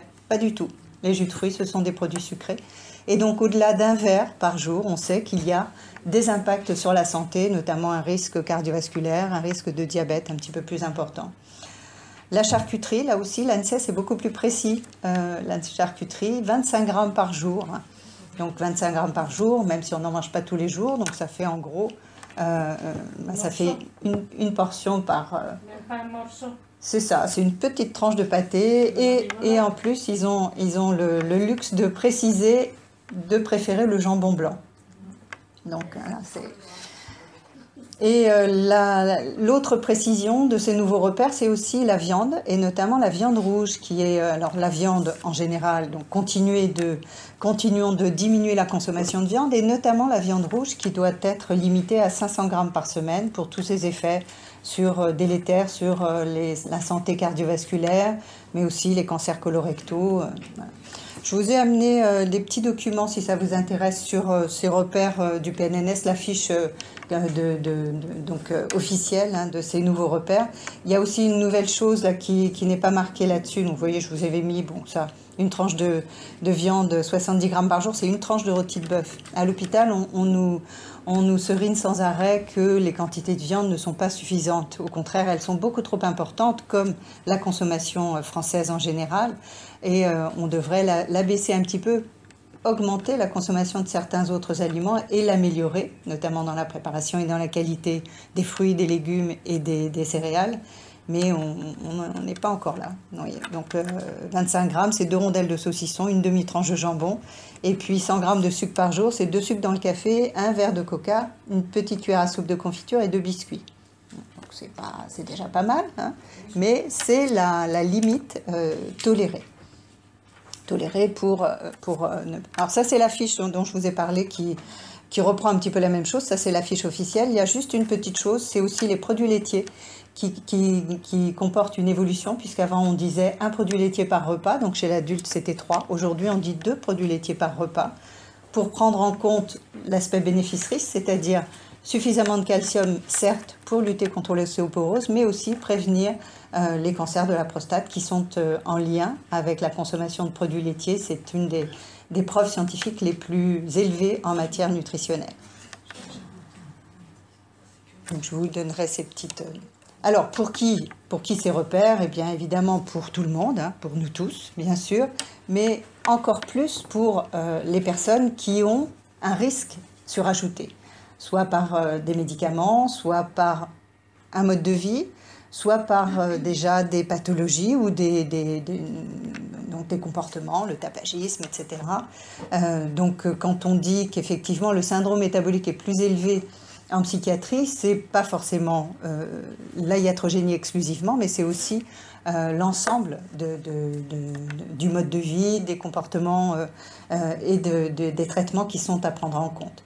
Donc, être bien dans son assiette, cet adage populaire que l'on connaît bien, prend tout son sens. Être bien dans son assiette, c'est effectivement avoir une alimentation équilibrée pour une santé physique, pour prévenir la survenue de certaines pathologies, mais aussi pour avoir un petit peu plus de force et de chance d'avoir un bon moral, une bonne tête. Alors pour cela, l'essentiel, comme souvent en santé, c'est de repérer. Donc qu'est-ce qu'on va repérer et comment on va repérer ? Il y a un élément qui va être important de repérer, c'est bien entendu le risque métabolique et cardiovasculaire, puisque c'est celui qui, dans les repères que je vous ai montrés tout de suite avant, est le plus mis en avant. Chaque fois que l'on parle d'augmenter la consommation de légumes et de fruits, c'est pour limiter le risque cardiovasculaire en priorité. Chaque fois que l'on parle de diminuer la viande, c'est pour limiter le risque cardiovasculaire. Donc c'est ce risque qui est souvent mis en avant et c'est effectivement celui qui est le plus à prioriser puisque c'est la première cause de mortalité prématurée. Alors, le risque métabolique, hein, vous le connaissez, il est défini avec 2 types de repérage. L'obésité abdominale qui est donnée pour 90 cm de tour de périmètre abdominal pour un homme et 80 pour une femme. Et puis au moins 2 facteurs parmi des troubles comme une hyperglycémie, une hypertriglycéridémie, un bon cholestérol bas, le cholestérol protecteur, et puis une tension artérielle. Donc quand le syndrome métabolique est identifié, on sait que le risque cardiovasculaire et cérébrovasculaire est plus important. Donc lors de toute prise en charge, ce risque va être repéré, c'est-à-dire les habitudes alimentaires. On va évaluer l'activité physique des personnes. Donc est-ce que la sédentarité est un facteur de risque surajouté, le tabac, les facteurs de risque pathologiques, et puis s'il y a d'autres addictions également qui peuvent interférer sur cette qualité de la santé. Donc on repère l'IMC dans ce repérage. Donc l'IMC supérieur à 25, on est en surpoids, supérieur à 30, obésité, supérieur à 30 à 40, une obésité morbide, et puis le périmètre abdominal, donc je vous ai dit 80 et 94, hommes-femmes, et puis le bilan biologique qui viendra compléter tout ça. Et pendant l'hospitalisation, les soignants donc, vont contrôler le poids dans les 7 jours pointent à IMC, vont contrôler le poids ensuite au moins une fois lorsque le séjour est supérieur à 21 jours. Et puis, on va contrôler également le périmètre abdominal dès l'entrée, une fois par an, 2 fois par an maximum, ça suffit. Évaluer l'alimentation au fur et à mesure de l'hospitalisation. Donc, dès le début, le soignant va essayer d'adapter au mieux l'alimentation en fonction des besoins du patient.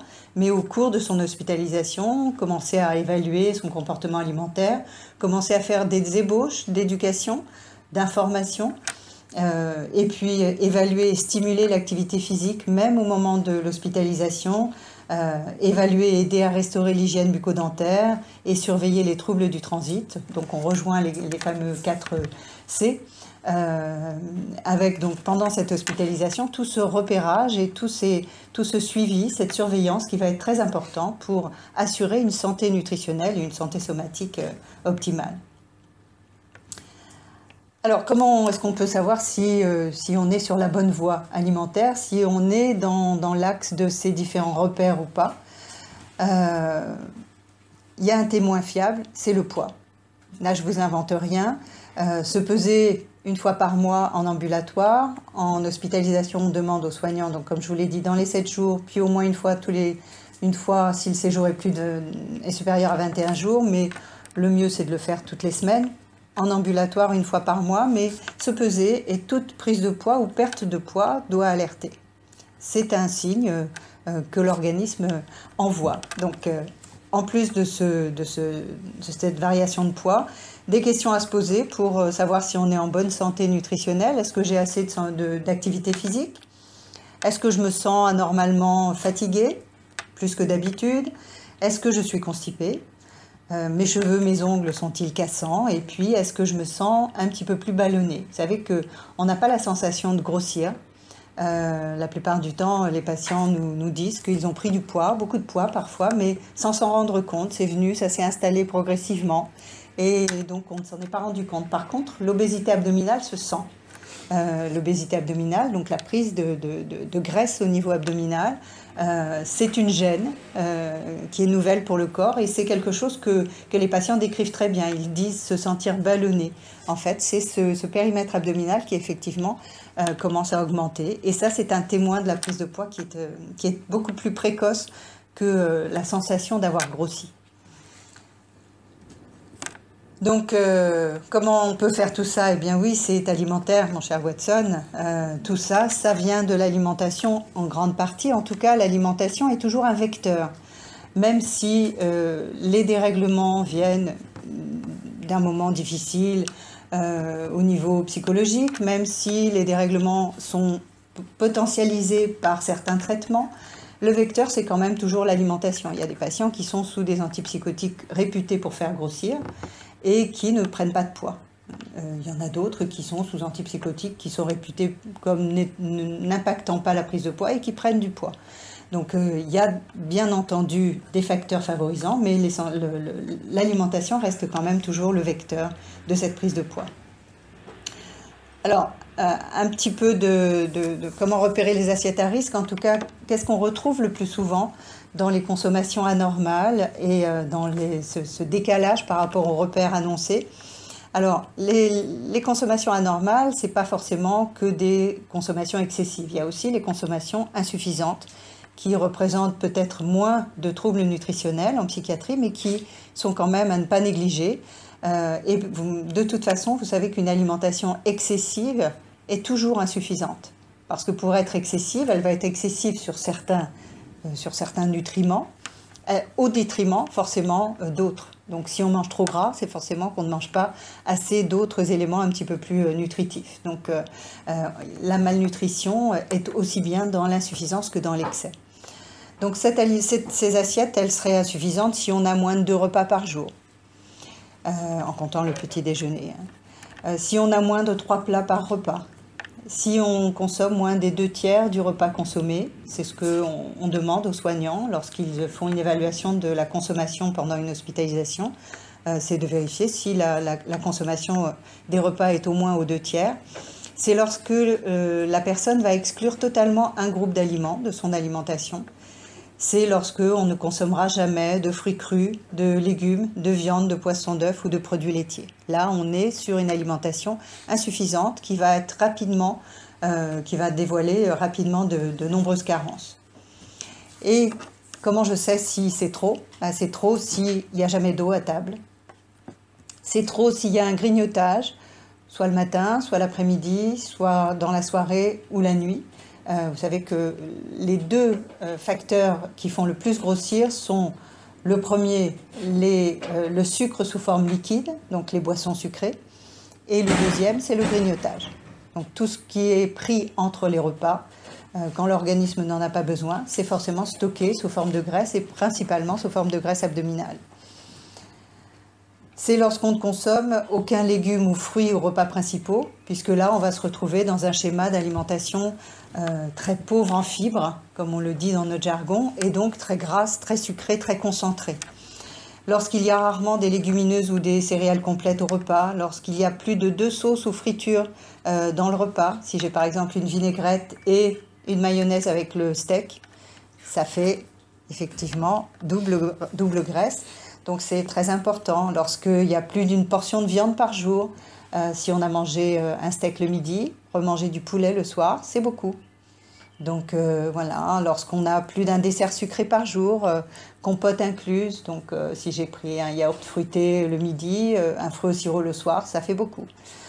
Plus d'une baguette ou équivalent par jour pour essayer de quantifier un petit peu sa ration de pain et surtout d'essayer de choisir des pains un petit peu mieux que la baguette qui est un sucre rapide, donc qui ne va pas avoir beaucoup d'effet sur l'appétit. Et lorsqu'on a plus d'un verre d'une autre boisson que l'eau par jour, alors essentiellement les boissons sucrées comme le recommande l'ANSES, mais aussi l'alcool. Alors le trop habituel, je vous ai mis en image l'alimentation qu'on retrouve très fréquemment, cette alimentation qui est particulièrement calorique, un steak avec une petite sauce, des frites, un liégeois avec une petite crème chantilly, un petit morceau de pain blanc collectif en plus qui est donc plutôt un sucre rapide, et puis une petite boisson édulcorée pour avoir bonne conscience. Ça, c'est un repas qui est très très calorique, qui représente à peu près 1100 calories, beaucoup de graisse, 65 grammes de graisse, beaucoup de sucre et surtout des sucres rapides, très peu de protéines. Donc finalement, ce repas, ça va être tout ce qu'il y a pour prendre du poids. Beaucoup de calories sous un faible volume, beaucoup trop de graisse, beaucoup trop de sucre, pas assez d'aliments longuement satiétogènes. Vous voyez qu'il y a quelques frites, mais les frites ne sont pas un aliment c'est pas un aliment satiétogène, donc qui va couper l'appétit pour une durée prolongée. Il n'y a pas de féculents ou très peu, il n'y a pas beaucoup de pain et une absence de fibres totale, pas de légumes et pas de fruits. Donc ça, c'est un repas qui va entraîner une satiété précoce mais non prolongée. Donc on va avoir tout de suite, on va avoir l'impression d'être complètement bourré au bout d'une demi-heure de repas, mais 2 heures après, on a faim, donc on grignote, donc forcément, on va grossir. Et c'est donc une situation favorable au grignotage et donc à la prise de poids. Alors si on veut essayer de faire un petit peu mieux, alors le grand classique, c'est vrai qu'il est un petit peu moins rock'n'roll. Carottes râpées, poisson, riz sauvage, camembert, salade de fruits, pain complet et de l'eau. Donc ça, c'est un menu qui est à 795 calories. Donc vous voyez, un bon tiers de moins et qui comprend de bonnes graisses, des glucides complexes, satiétogènes, donc qui vont permettre d'aller jusqu'au repas suivant sans avoir faim, donc sans grignoter, donc qui sera beaucoup plus efficace sur le maintien du poids normal. Donc plus de volume que de calories, c'est ce qu'il faut rechercher dans le repas. Bonne qualité nutritionnelle, il y a des protéines, il y a du calcium, il y a du fer, suffisamment de fibres. La boisson, d'hydratation, c'est l'eau. Dans la diapo précédente, les boissons édulcorées, c'était déjà un geste un petit peu positif. On essaye de faire un mieux sur les sucres, mais les boissons édulcorées ont quand même un effet qu'on appelle hyper-insulinémiant, donc qui vont augmenter l'appétence pour le sucre. Et puis donc, en mangeant lentement, c'est encore mieux. Les personnes qui ont tendance à avoir des problèmes de poids, très souvent mangent très vite. Donc, en ralentissant les rythmes du repas, en améliorant la mastication, c'est très efficace pour la satiété et c'est très efficace aussi pour essayer de limiter le grignotage. Et puis une présentation soignée, appétissante sera bien sûr beaucoup plus propice aux bonnes consommations. Et ça, l'hôpital a encore beaucoup de progrès à faire parce que si on avait la possibilité de présenter à nos patients des plats un petit peu mieux présentés, un petit peu mieux assaisonnés, des légumes plus goûteux, ça serait plus facile de porter ce message de manger des légumes et des fruits. On essaye d'y travailler, mais la restauration collective, vous savez, n'est pas le modèle idéal pour porter les messages nutritionnels les plus efficaces.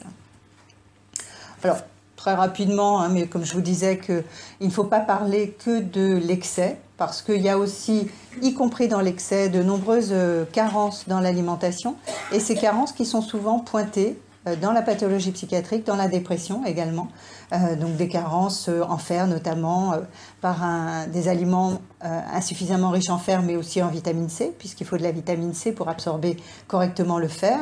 Donc le fer, vous savez, hein, c'est dans les poissons, les œufs, les viandes, ça c'est le fer le mieux absorbé, dans les légumes secs aussi, dans les fruits secs, dans les céréales complètes, dans les légumes, notamment les feuillus, les salades, les épinards, le cresson, voilà. Et puis bon, il y a aussi du fer dans certaines herbes aromatiques, dans certaines épices, dans la tomate, les baies acides, etc. Donc ce sont des aliments qui sont très intéressants. Le calcium, qui est aussi une carence qui peut être pointée. Donc là, la recommandation aujourd'hui, c'est 2 produits laitiers par jour. Donc c'est beaucoup plus difficile de couvrir son besoin en calcium si on ne consomme pas suffisamment de légumes et si on n'a pas une eau variée. Donc il y a certaines eaux qui sont un petit peu plus riches en calcium, mais l'eau de distribution courante en contient également.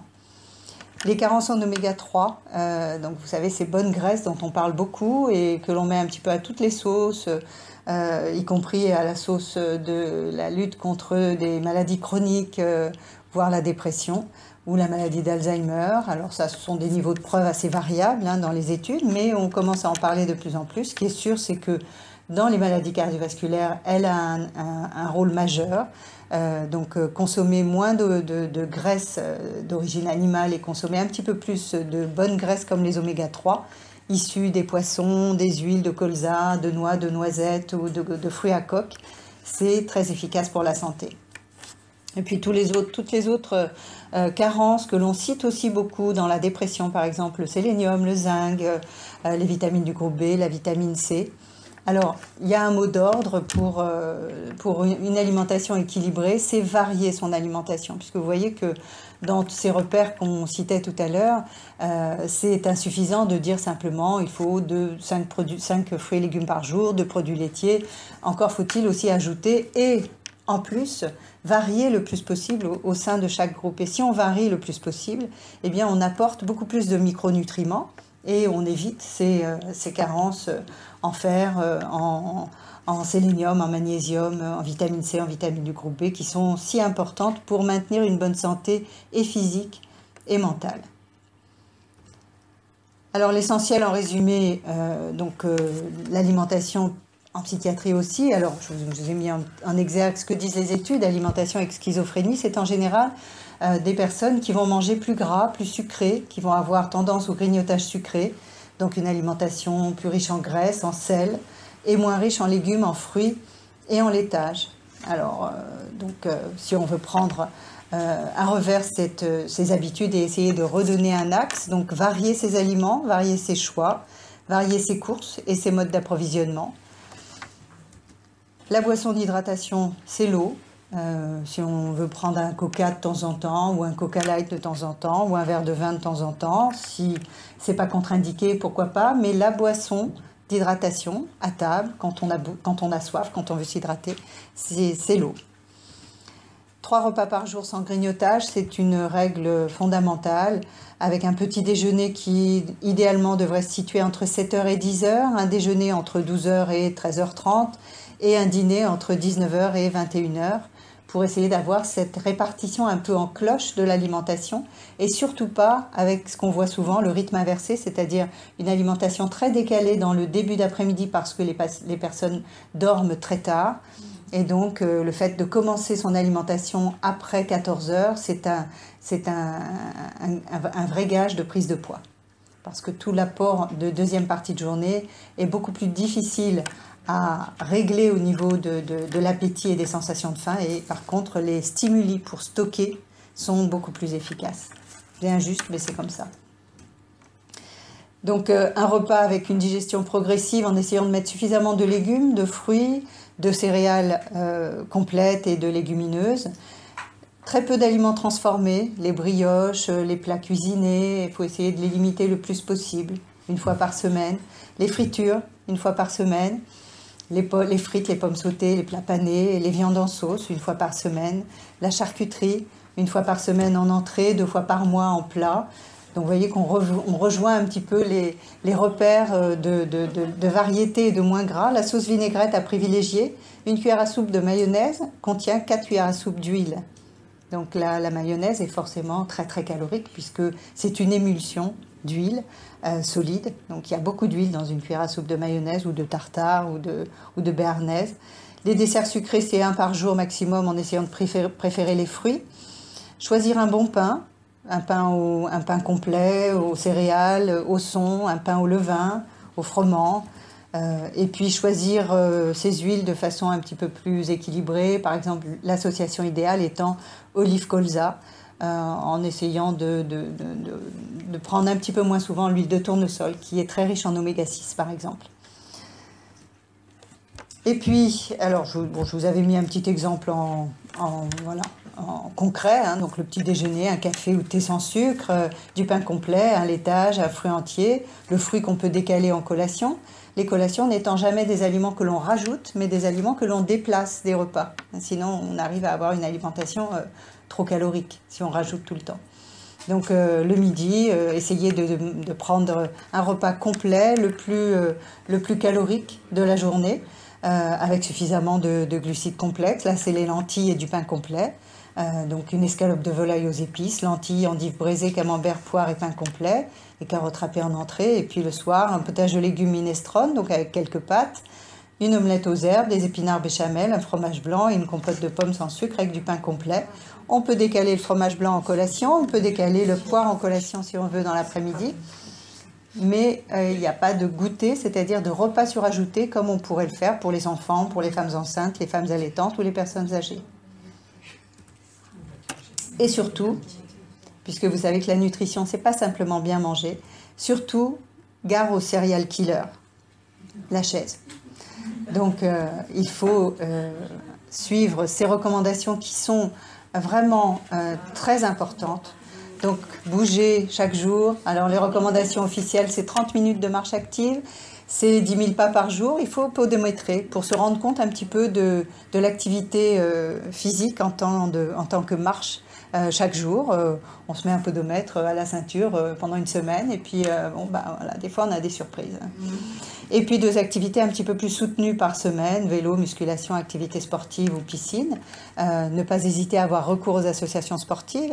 À Maison Blanche, le CLAN, le comité de liaison alimentation nutrition, est à l'origine de la création d'une association sportive qui s'appelle PEPS, Partageons ensemble la pratique du sport.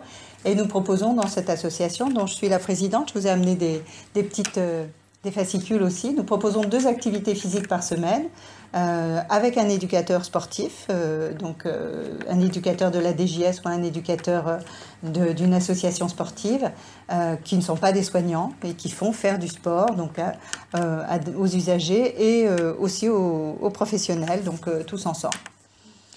Donc c'est très important, cette activité physique, ça permet donc de préserver et de restaurer la santé cardiovasculaire. Voilà ce que je voulais vous dire sur ce sujet. Merci beaucoup.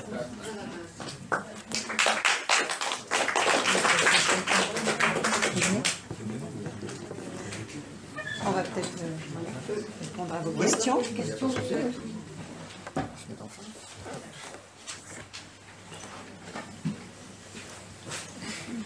Oui, monsieur. Alors moi j'ai une question pour la première intervention. Je voudrais quand même préciser que je suis membre de 3 associations de proches de malades pour comprendre le monde de la psychiatrie, parce que c'était écrit au mois de mars dans la revue Santé mentale que c'était un labyrinthe pour les soignants. Et je peux dire, pour les proches, c'est un labyrinthe inextricable. Alors j'ai signé 2 HDT que je n'aurais jamais dû signer. La malade aujourd'hui est en Allemagne parce qu'elle fait une fugue à 62 ans. Bon, fugue entre guillemets quand même, elle parle bien allemand, c'est son deuxième traductrice. Mais c'est quand même, ce qu'on oublie de dire, c'est que j'ai vu les rapports de l'Assemblée nationale, du Sénat, de la Cour des comptes, disant qu'il y avait une forte disparité dans les soins. Et c'est là-dessus que je veux faire un commentaire par rapport à ce que vous avez dit. C'est que la disparité dans les soins, ça dépasse l'imagination. Il y a ce qui se passe, et ce que j'entends dans une association régulièrement, eh bien, si vous avez un proche malade, ce qu'il faut savoir, allez dans les CHU, et n'allez pas dans les CHS. Et c'est là qu'est la vraie difficulté, et quand vous me dites que c'est facile de déployer quelque chose, eh bien, je peux vous rappeler quand même, docteur, qu'il y a quelqu'un qui a fait préparer le réseau ERIC sur les équipes mobiles, dans le sud des Yvelines. Ça date d'il y a une vingtaine d'années. Ça a été écrit par d'autres personnes que c'était la bonne méthode. Eh bien, le décret n'a été fait uniquement pour les personnes âgées, mais il ne s'applique pas aux autres personnes qui ont besoin de soins. Donc, ce qu'on répond quand on a besoin de faire soigner un proche, ah monsieur, attendez qu'il vienne se faire soigner. Ça, je n'y peux rien, et quand on entend les descriptions que font les parents, je suis effaré de voir ça au XXIe siècle. Donc, quand vous me dites que c'est facile de généraliser, non, c'est absolument faux. Et là, je vous ai donné quelques exemples, mais ce n'est pas le seul, malheureusement. Il y en a d'autres. Et après, je laisse les autres personnes parler. Je peux poser votre question pour la deuxième intervenante, si vous voulez. Attendez, peut-être laisser la place à quelqu'un d'autre maintenant. Quelle question? Une autre question? Moi, j'avais une question pour le docteur Montariol. Comment savoir, vous m'entendez là, comment savoir si un centre de santé, je pense en particulier à MGEN, je pense que vous considérez que c'est un centre de santé, a signé une convention pour pouvoir bénéficier des avantages de la convention. Moi, si vous voulez, j'amène ma fille personnellement en endocrinologie, en dentaire, en gynéco, en ophtalmo, etc. Et à chaque fois des rendez-vous ponctuels que je mets les uns après les autres. Mais on n'a pas tous vos avantages de l'accueil privilégié, du rendez-vous thérapie adapté, etc. Alors comment faire? Bah, actuellement, c'est vrai qu'au niveau des conventions, il y a celle de la DASES qui vont signer bientôt, une qui est signée à Belleville, une qui va se signer assez rapidement au Centre Europe, une autre qui va se signer quand je les aurai rencontrés dans le 10e. Après, le principe de PsySomme, c'est qu'il y a un représentant des usagers. Donc ce représentant des usagers peut devenir le messager auprès des autres. Oui, moi, je suis représentant des usagers à l'MGEN. Je pourrais leur demander, peut-être. Non, mais attendez, s'il faut que ça soit... Vous dites que ça vient du représentant des usagers. Non, ce que je veux dire par là, c'est que on va passer des conventions. Oui. Ces conventions, après, la publicité, c'est difficile de la faire. Parce que la seule publicité qu'on peut faire, c'est auprès des associations, comme vous êtes, de l'UNAFAM par exemple. Oui. Et auprès de ses adhérents, après vous pouvez rediffuser, savoir que sur Paris, il y a des conventions avec tel dispensaire. Il faut savoir aussi que parfois, on ne connaît pas nous, tous les centres de santé qui existent dans Paris. Même si on tape centre de santé, il y en a privés, il y en a énormément. Et c'est pas... Une chose qui est assez nouvelle, c'est que les psychiatres, depuis peu de temps, ont l'habitude de travailler avec certains centres de santé de façon très informelle, sans rien. Et ce qui est nouveau et ce qui est prometteur, c'est qu'ils nous demandent, ce qui s'est passé récemment, comme un médecin d'un CMP travaillait assez souvent avec un dispensaire, je n'avais pas nécessairement la connaissance, mais il m'a dit est-ce qu'on peut se voir, toi, moi et le dispensaire, et envisager une convention avec ce dispensaire. Donc c'est un peu de la méthode, comment je dirais, oui, c'est ça, c'est comme ça que les choses se font. C'est-à-dire que nous, on n'a pas la liste complète de tous les centres de santé. Est-ce que le PsySomme aura un site sur lequel... Il peut y avoir, ça n'a pas été envisagé, mais ça peut tout à fait s'envisager. Oui, ça peut tout à fait s'envisager pour les patients. Vous entendez pas? Je peux parler plus fort, remarquez. Oui, par rapport au fait d'avoir un site où on répertorie les dispensaires avec lesquels ils sont... trop jeunes, tout ça. C'est trop jeune, oui, je ne dis pas le contraire. Hein, je n'ai pas dit que c'était simple de développer. Je dis simplement que lorsqu'on a fait une convention avec un centre, c'est beaucoup plus facile de discuter de ces conventions avec un autre centre. C'est ça que je dis. Ce que je dis, c'est que au départ, la convention, par exemple, avec les œuvres sociales de Belleville, ça a été très long. Je ne dis pas le contraire, ça a été trop long. Parce qu'il y avait toujours une virgule qui manquait, un point, qui n'était pas d'accord. Très long, ça veut dire quoi? Ça veut dire quoi? Ça veut dire qu'il y avait fallu 1 an et demi pour faire une convention. Ce que je trouve très long. Parce que faire une convention, c'est quand même pas une complexité absolue. Et ce que je dis, c'est que le fait d'avoir fait cette convention avec eux, d'avoir mis des virgules, mis des points, etc., je ne dis pas que ça va gommer tous les obstacles avec un autre dispensaire. Mais en plus, il y a une sorte de concurrence morale. Lorsqu'un dispensaire sait, enfin un centre de santé sait, privé notamment, sait qu'il y a une convention qui s'est faite sous tel mode, ça les stimule beaucoup plus pour en faire. Bon, Mairie Paris, c'est autre chose. Mais en plus, Mairie Paris, l'avantage de faire une convention, c'est que si on fait une convention avec la DASES, elle est valable pour tous les centres. Ce n'est pas le centre lui-même ensuite qui va décider. C'est la DASES qui transmet la convention et qui impose cette convention. Donc ça facilite beaucoup les choses par contre. Ça, oui. Ça facilite dans la vitesse de constitution. Parce que sinon, c'est un travail... Il y a des moyens de financement de rajout parce que ça leur donne plus de travail. Alors, bon, c'est pas évident. Ça, c'était une question, et justement, c'est là que l'ARS a coincé. Dans la pratique. Je suis tout à fait d'accord avec vous. Au niveau de la DASES, il était... pas de la DASES, au niveau de PSISOM, initial, dans le cadre du réseau Santé Paris Nord, il y avait une rémunération prévue pour les médecins dans les centres. Médecins généralistes, en plus, c'est-à-dire que le prix de la consultation, au lieu d'être la consultation, je ne sais plus à combien elle est aujourd'hui, voilà, il y avait un rajout. Et ça, l'ARS a refusé de le financer, ce rajout. Au jour d'aujourd'hui, les conventions qui sont passées, par exemple, avec les œuvres sociales de Belleville, il n'y a aucune convention financière. Il n'y a aucun rajout et aucune convention financière. Ils ont accepté sans convention financière. Parce que ça leur fait quand même de la consultation, entre guillemets. Hein, indépendamment, si vous voulez, du prix individuel, si on n'est pas sur un problème qualitatif, on sera sur un problème quantitatif. Si on augmente le nombre de consultations, par définition, ils toucheront plus d'argent. Après, c'est à eux à voir avec leur médecin, c'est leur problème à eux. C'est comme chez Tati, tout est à 10 francs. Alors, plus, on fait plus d'affaires. Si ils ont 10 consultations par je ne sais quelle fréquence de plus, de toute manière, pour eux, ça sera un revenu supplémentaire. Donc la convention, elle n'est pas basée uniquement, si vous voulez, sur le fait... Ce qui coinçait, c'était surtout les médecins libéraux. Les médecins libéraux, eux, ne voyaient pas particulièrement le nombre de consultations augmenter parce qu'ils ont déjà des consultations en grand nombre. C'est eux qui étaient plus exigeants par rapport au prix de la consultation. Parce que sans augmenter leur nombre, ils augmentaient finalement leur revenu. Et c'est là que l'ARS n'a pas suivi. Actuellement, on est plus sur les centres de santé que sur les maisons pluridisciplinaires, je ne vais pas dire l'inverse, mais c'est quand même un travail énorme, hein, parce que rencontrer des dispensaires, un jour de travail, c'est un jour de travail, ça fait une matinée ou une après-midi, c'est pas une seule réunion, c'est une première réunion de prise de contact, d'expliquer ce qu'on veut faire, d'expliquer ce qu'on leur propose, ensuite c'est leur proposer, alors là, comme je vous dis, c'est l'avantage de la convention avec Belleville, il n'y en avait aucune avant, donc il a fallu la faire de toutes pièces, et faire une convention de toutes pièces, ce que je vous dis, il y a des virgules, il y a des points, on est d'accord sur un point, pas sur un autre, ils demandent quand même eux aussi une contrepartie. La contrepartie, c'est qu'ils aient des conseils qu'ils puissent envoyer à des psychiatres des patients à eux.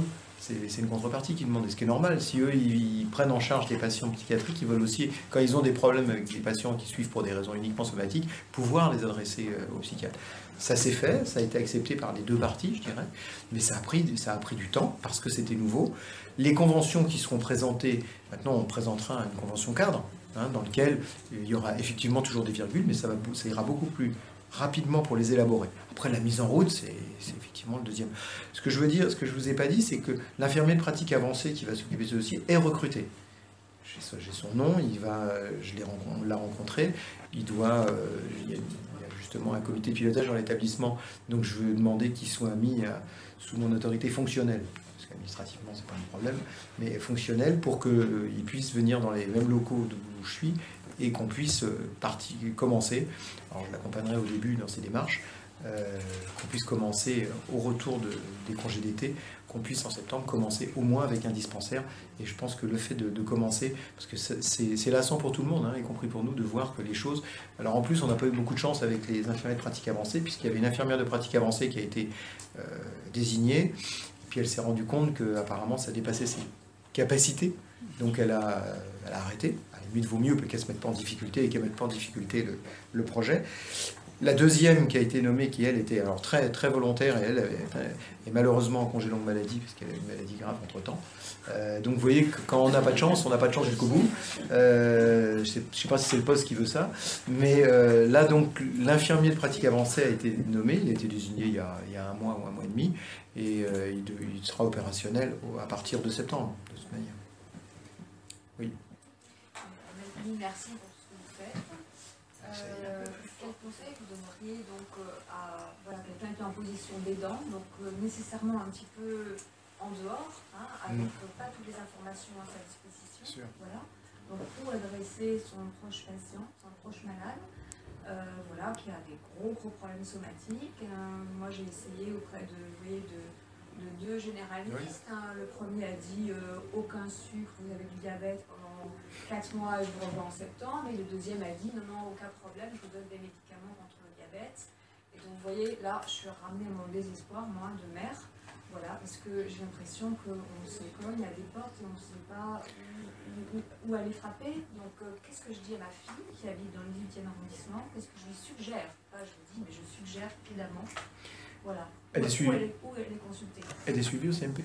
Elle est suivie au CMP, ça va faire bientôt 6 mois. Si vous voulez, vous avez vu dans le projet Psyssom, on a mis un préalable. C'est pas l'histoire de durer 1 an, hein, ça c'est un principe parce qu'il faut bien fixer des chiffres. Mais ce qu'on a fixé, c'est que c'est un partenariat absolu avec le CMP. En fait, c'est le psychiatre qui doit se mettre en rapport avec nous. Et c'est à partir de là que nous, on peut l'orienter sur le dispensaire. C'est lui qui peut impulser. C'est lui qui peut impulser parce que si vous vous présentez, comme vous l'avez dit, vous vous rendez compte, c'est ce que je disais, quand vous vous présentez seul, vous vous heurtez à des portes, soit parce que les médecins généralistes sont débordés, soit parce qu'ils n'ont pas envie, parce que c'est une population qui... Il y a un de formation aussi. Quand on oui, complètement. Tellement différente à un cas clinique. C'est ce que je vous disais. Je vous disais que faire de la médecine générale adaptée aux patients psychiatriques, c'est pas de la médecine générale toute simple, classique. Il y a des préalables, une préconnaissance à avoir. D'accord. On avait envisagé on a envisagé pardon, notamment de faire que nous, on fasse des formations, enfin je dis nous parce que je ne suis pas tout seul, hein, j'ai des collègues, hein, nombreux, qu'on fasse des formations aux médecins généralistes qui seraient volontaires. Ça rentre, j'en ai pas parlé peut-être, mais ça rentre dans le projet de toute manière d'avoir une formation pour les médecins généralistes qui sont d'accord, volontaires, y compris dans les centres d'ailleurs. Est-ce que tous les CMP sont partants? Alors pour l'instant, je vous ai dit, hein, c'est un développement progressif. À terme, de toute manière, 18e, il y a une partie de Maison Blanche, hein, importante. Donc à terme, de toute manière, c'est tous les CMP de Maison Blanche. Hein, finalement, il n'y en a pas énormément, parce que ça fait, il y a 10 secteurs, je crois, enfin, en dehors de l'infanto-juvénile. Mais donc c'est 10, enfin c'est 4 arrondissements, 10 secteurs, enfin, 10 pôles, comme on veut. Sur le 18e, je sais qu'on a déjà des pistes sur des dispensaires, mais comme je vous l'ai dit, on ne peut pas les faire tous en même temps. Parce que moi, je me dédie plus, c'est vrai, à la gestion de ces projets par mes fonctions, mais c'est vrai que mes collègues, ils sont en intra-hospitalier, ils voient des patients tous les jours, ils peuvent pas... Moi, ce que je ne veux pas, c'est après, l'intra-hospitalier sur Maison Blanche, en tout cas, fonctionne bien, relativement bien. Parce que c'est jamais parfait, mais je voudrais pas que, en partant sur le projet extra-hospitalier, on laisse tomber l'intra-hospitalier, hein, parce que c'est l'ensemble qui doit, quand je dis le parcours de soins, il doit se prendre sur l'ensemble. Donc il n'est pas question de faire ça. Donc mes collègues qui ont en charge une structure peuvent pas dire bon, il y a un collègue en particulier qui s'est formé à l'éducation thérapeutique, qui l'interlocuteur Psyssom, donc qui vient avec moi en général dans les rencontrer pour les centres de santé, mais il n'est pas disponible tous les jours, il a une structure, donc et moi non plus parce que j'ai d'autres choses aussi. Donc c'est pour ça que je vous dis ça prend du temps. Mais je pense que, j'en suis certain que si on l'a rattaché au CMP, au psychiatre, c'est parce que c'est vraiment le lien. C'est vraiment le lien. Je voudrais rajouter quelque chose, c'est donc pour les problèmes nutritionnels notamment, dans tous les CMP du GHT, il y a une consultation par une diététicienne. Les patients sont adressés par leur psychiatre, mais ça peut être aussi en lien avec le médecin traitant. Donc quand il y a des difficultés pour observer des recommandations basiques du médecin traitant, moins de sucre par exemple, eh bien, les malades de banlieue, les malades de banlieue parisienne. Alors nous on couvre le GHT, c'est-à-dire Paris. Donc après, ce sont d'autres centres spécialisés. Il n'y a pas d'enquête, mais c'est catastrophique les résultats selon les secteurs. Vous savez, j'ai dit tout à l'heure qu'il y a 27 ans, bientôt, quand je suis arrivé, on n'était vraiment pas les bienvenus. Hein, on pourrait déjà parler, mais on n'était pas les bienvenus, hein, je peux vous le garantir. Aujourd'hui, maintenant, la mentalité a totalement changé. Donc, alors c'est peut-être restrictif, mais on est obligé de se maintenir dans notre secteur parce qu'on est encore moins les bienvenus quand on dépasse les secteurs. Alors on peut prodiguer des idées, donner des idées. Vous savez, moi je suis expert visiteur à la HAS également, donc je visite beaucoup d'hôpitaux en France. J'y vais encore la semaine prochaine, je vais à Grenoble. Je vois comment sont les hôpitaux. J'ai fait un département qui était la Nièvre. La Nièvre est totalement sinistrée. C'est-à-dire que, mais je le dis, elle n'est pas sinistrée peut-être que pour ça, mais en tout cas, l'hôpital psychiatrique que j'ai visité, il n'arrive pas à avoir des somaticiens. C'est même pas, on n'est pas sur l'intra, on n'est pas sur l'extra, on est vraiment à avoir des somaticiens. Ils n'en ont pas. Ils ont passé des annonces, ils ont proposé de les loger, ils en ont pas. Alors effectivement, vous allez me dire, faut que ça s'étende partout, mais nous, nos moyens, les moyens qu'on nous donne et les moyens qu'on nous accepte, ce que je veux dire par là, c'est que même, on peut toujours prôner des choses. Moi, quand je vais dans ces établissements, je parle avec les gens. Et quand je leur dis ce que nous on fait, ils trouvent déjà que c'est extraordinaire par rapport à ce qu'eux ont la possibilité de faire. Et vous parlez de la banlieue, mais malheureusement, moi j'ai, entre guillemets, pas mon mot à dire. C'est comme ça que fonctionne la santé. Hein. On pourrait discuter des heures là, sur ce sujet, mais moi j'ai pas mon mot à dire. Alors si, lors de réunions, de colloques, on peut toujours dire. Non, dans les colloques, c'est ceux qui ont des bons résultats qui parlent. Et les autres qui ne sont pas invités. Oh si. Pas souvent. Moi j'y vais, j'ai le temps d'y aller. Ils vont pas souvent pour dire qu'ils ont des difficultés. Entre le fait qu'ils soient invités et qu'ils y aillent, c'est deux choses différentes. D'accord, il est casse bien. Je vais vous poser une question. Qu'est-ce qui est prévu pour la formation de généralistes plus précisément? Nos familles, par exemple, vont avoir un généraliste qui suit notre proche, mais qui n'est pas formé à toutes ces particularités de cette médecine. Est-ce qu'on peut essayer de voir avec lui comment on pourrait faire? Après, si vous voulez, quels sont les outils pour première chose, il faut que ça se mette en place, cette formation. Que nous, on la mette en place. Oui. Une fois qu'elle est en place, mais pour l'instant, elle ne l'est pas. Non, elle n'est pas. Non, mais il n'y a pas des outils déjà Non, à votre connaissance, il n'y a rien pour l'e-learning. Il n'y a pas. Mais l'e-learning, c'est une déclinaison de formation. Souvent, on commence par la formation présentielle et ensuite... Il n'y a pas déjà des articles qu'on peut conseiller, dont on pourrait donner discrètement les références? Il y a des articles, mais alors en France, très peu, hein, oui. Déjà. Et puis les articles, ils sont... alors vous les comprendrez, hein, c'est pas ça que je veux dire, hein, mais il y a beaucoup d'articles anglo-saxons, mais ce qu'il faut aussi voir, c'est que après ces articles sont en fonction des types de prise en charge. Est-ce qu'on ne pourrait pas déjà sortir dans la revue du praticien ou de type comme ça, ou le quotidien du médecin, ou le support que vous choisiriez, quelque chose de très simple pour les médecins? Ça pourrait être fait en très peu de temps, et ça pourrait permettre de former déjà tous les... Je vais vous expliquer quelque chose concernant la constipation, par exemple. Oui. Je m'en suis occupé particulièrement parce que je suis aussi gestionnaire des risques au sens qualité dans l'établissement, et je m'occupe de tout ce qu'on a revue morbimortalité, donc des événements indésirables graves et très graves. Je m'occupe des événements indésirables graves et très graves, donc pour faire des revues de morbimortalité et réanalyser les problèmes. La constipation, je m'y suis intéressé parce que j'étais effaré de constater qu'en c'était pas en 2017, c'était en 2014, on arrivait à 25 ans de mourir d'une constipation. Je trouvais ça me dépassait. Je dis franchement, ça me dépassait. Et enfin, il n'y a pas que moi que ça dépassait, mais ça me dépassait. Donc, je me suis intéressé plus particulièrement à ce sujet. Et j'ai donc contacté un gastro-entérologue qui lui-même était très surpris qui s'occupe spécifiquement de la constipation dans son service, mais qui était très surpris de ce à quoi on pouvait être confronté en psychiatrie. Donc on a travaillé notamment tous les deux, et on a émis des recommandations, mais vraiment des recommandations relativement simples pour les patients en intra-hospitalier, en s'appuyant notamment sur un article néo-zélandais qui date à peu près de 7 ans, un petit peu avant. On a dit donc, on a réuni les psychiatres dans un groupe de travail, des somaticiens, on a dit, bah, tiens, on va vous donner des recommandations, parce que le gastro-entérologue, il a l'habitude, et ça nous paraît ça. Ça a été un tollé. Ça consistait en fait à donner préventivement un traitement de la constipation aux patients, parce qu'on savait qu'ils allaient l'avoir. Ça a été un tollé.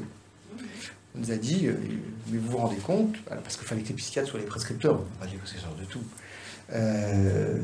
Vous vous rendez compte, on ne va quand même pas prescrire des médicaments à un patient qui souffre de rien. Il n'y a pas de preuve. Vous nous dites ça, mais qu'est-ce qui nous dit que bon.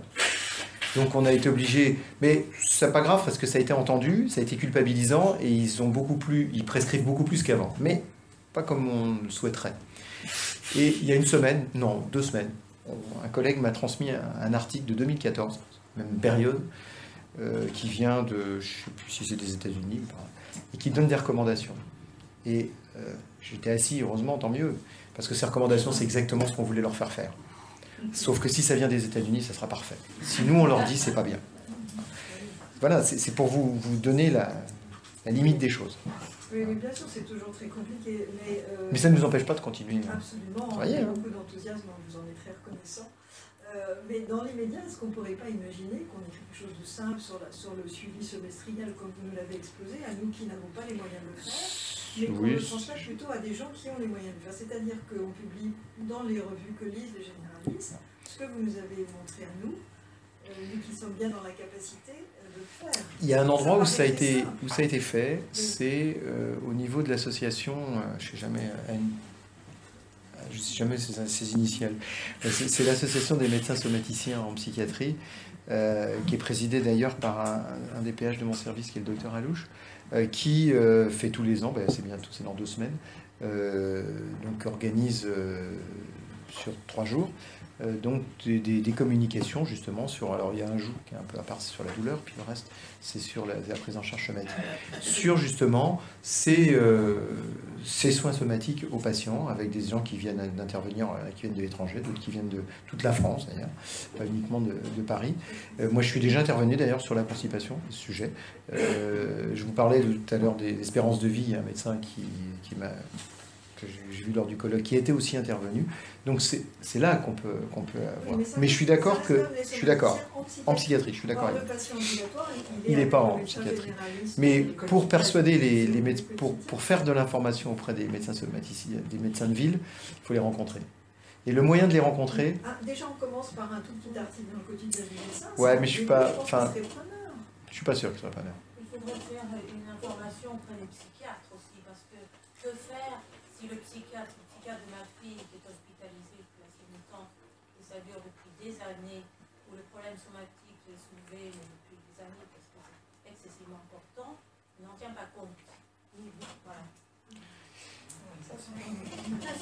Le problème de l'invité, c'est que le médecin, c'est un colloque singulier. C'est un colloque singulier. C'est ça le problème.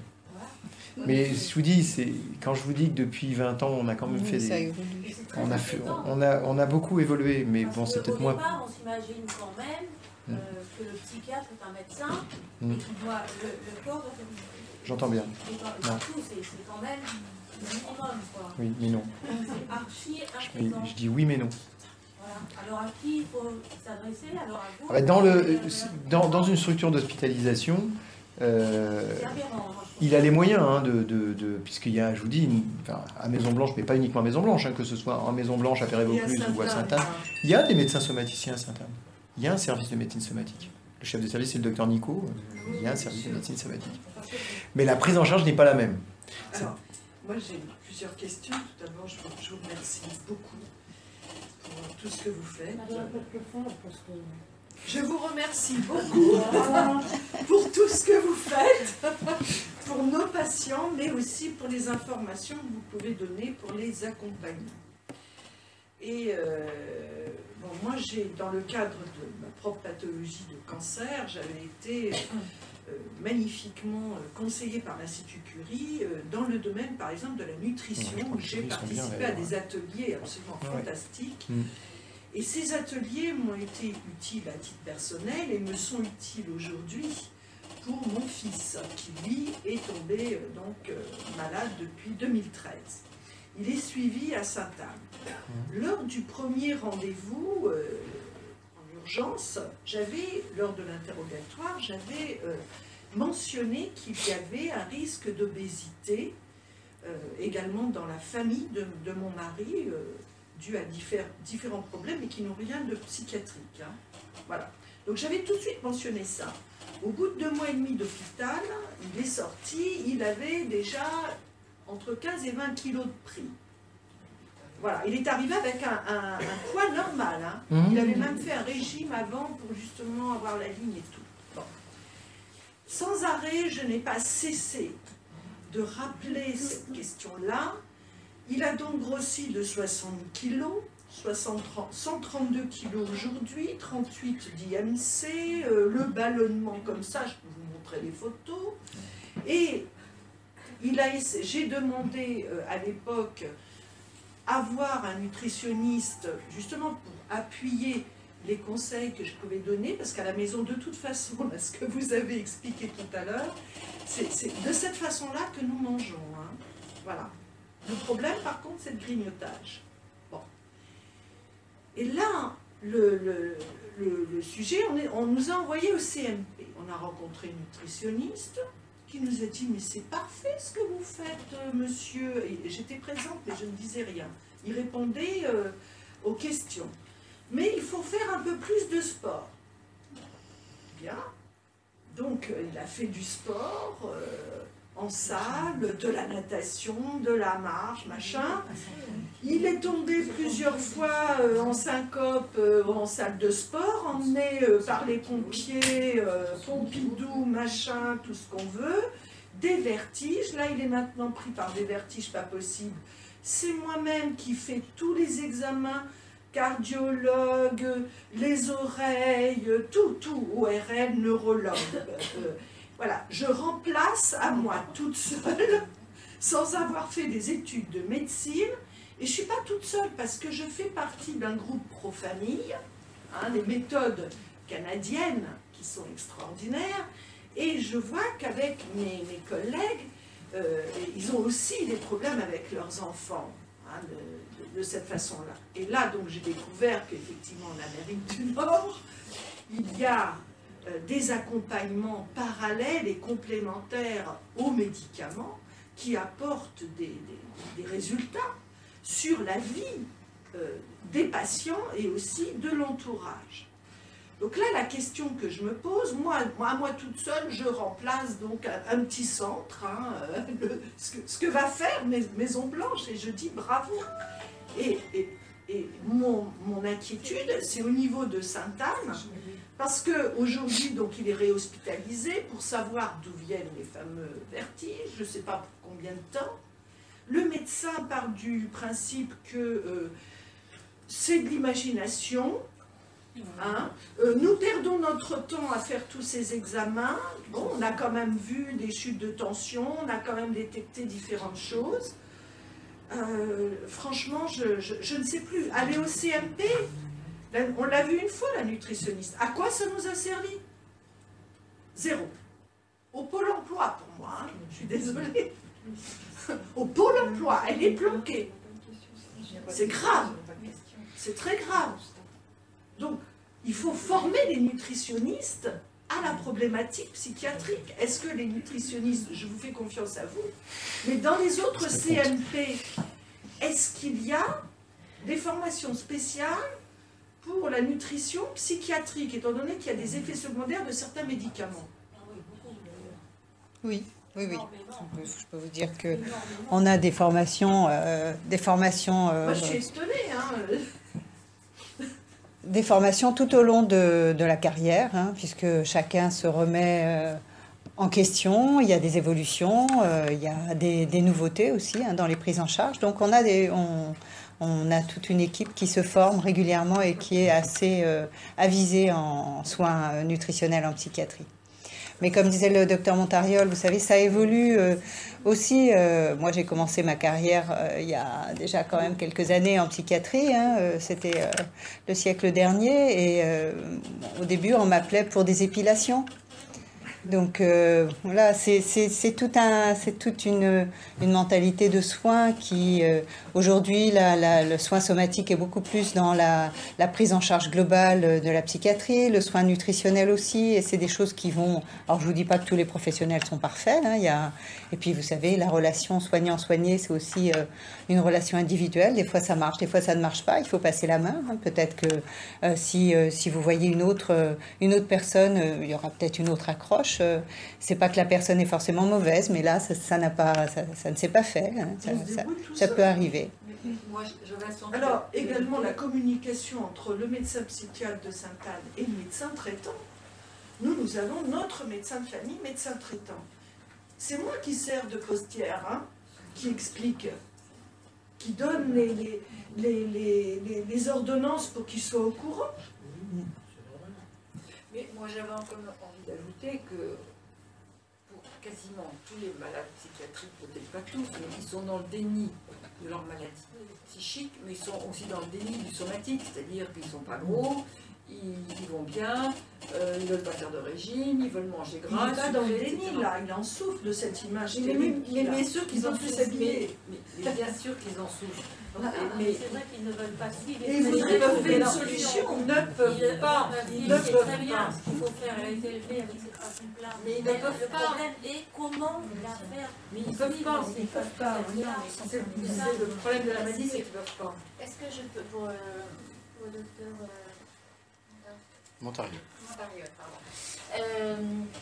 Justement, le somaticien, est-ce qu'il intervient aussi pour aider à l'hôpital le patient à accepter un examen somatique et parce que vous dites il faut déjà que le patient soit volontaire, qu'il ait 1 an de traitement, 6 mois de CMP, etc.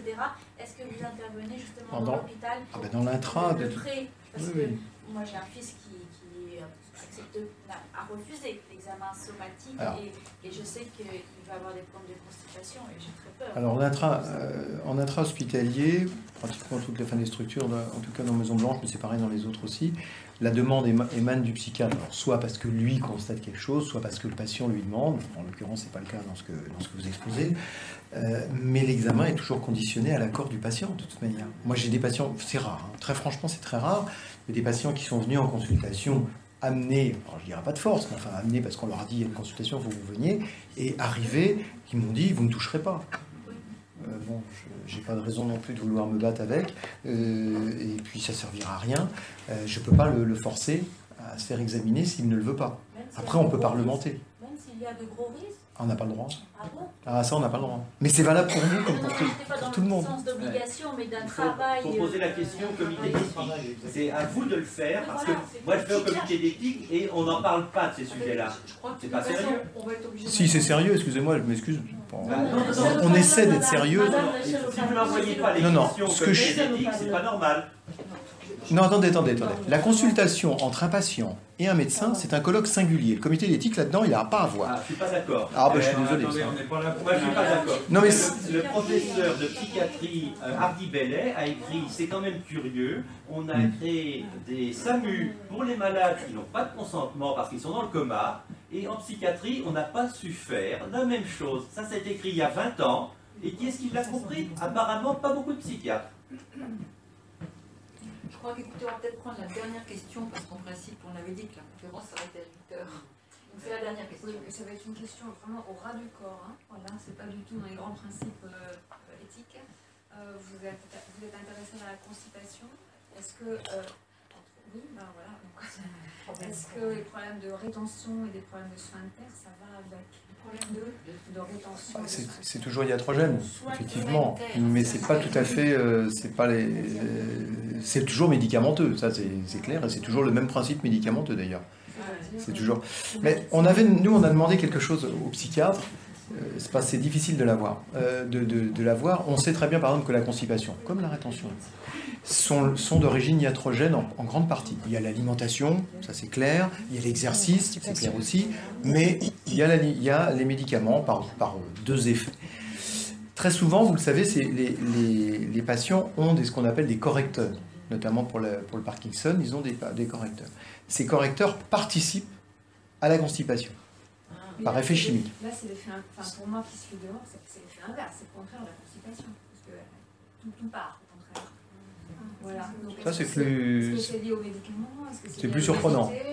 C'est plus surprenant. Est-ce que c'est pas lié au traitement antidiabétique?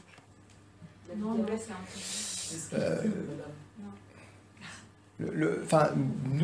c'est à part, alors.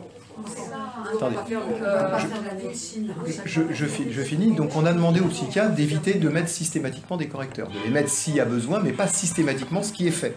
Ce qui était le paradoxe d'ailleurs, parce que ça nous a valu quelques mots entre nous, parce qu'ils refusaient, ils trouvaient que c'était anormal de donner un traitement préventif pour la constipation, parce qu'il n'y avait pas de symptômes au départ, mais par contre, ils trouvaient tout à fait normal de donner un médicament qui empêchait le tremblement, alors que le malade ne l'avait pas. Donc pourquoi dans un cas oui, pourquoi dans le cas là non? On leur avait demandé de... Intervient là dans la constipation, intervient au premier stade, là, énormément la nutrition. C'est aussi de la nutrition au départ, énorme au départ. Après, quand il y a... Non, c'est un élément... C'est d'abord iatrogène. C'est d'abord iatrogène. Secondairement alimentaire. L'hygiène de vie et tout ça. Non, mais c'est d'abord médicamenteux, secondairement les autres facteurs.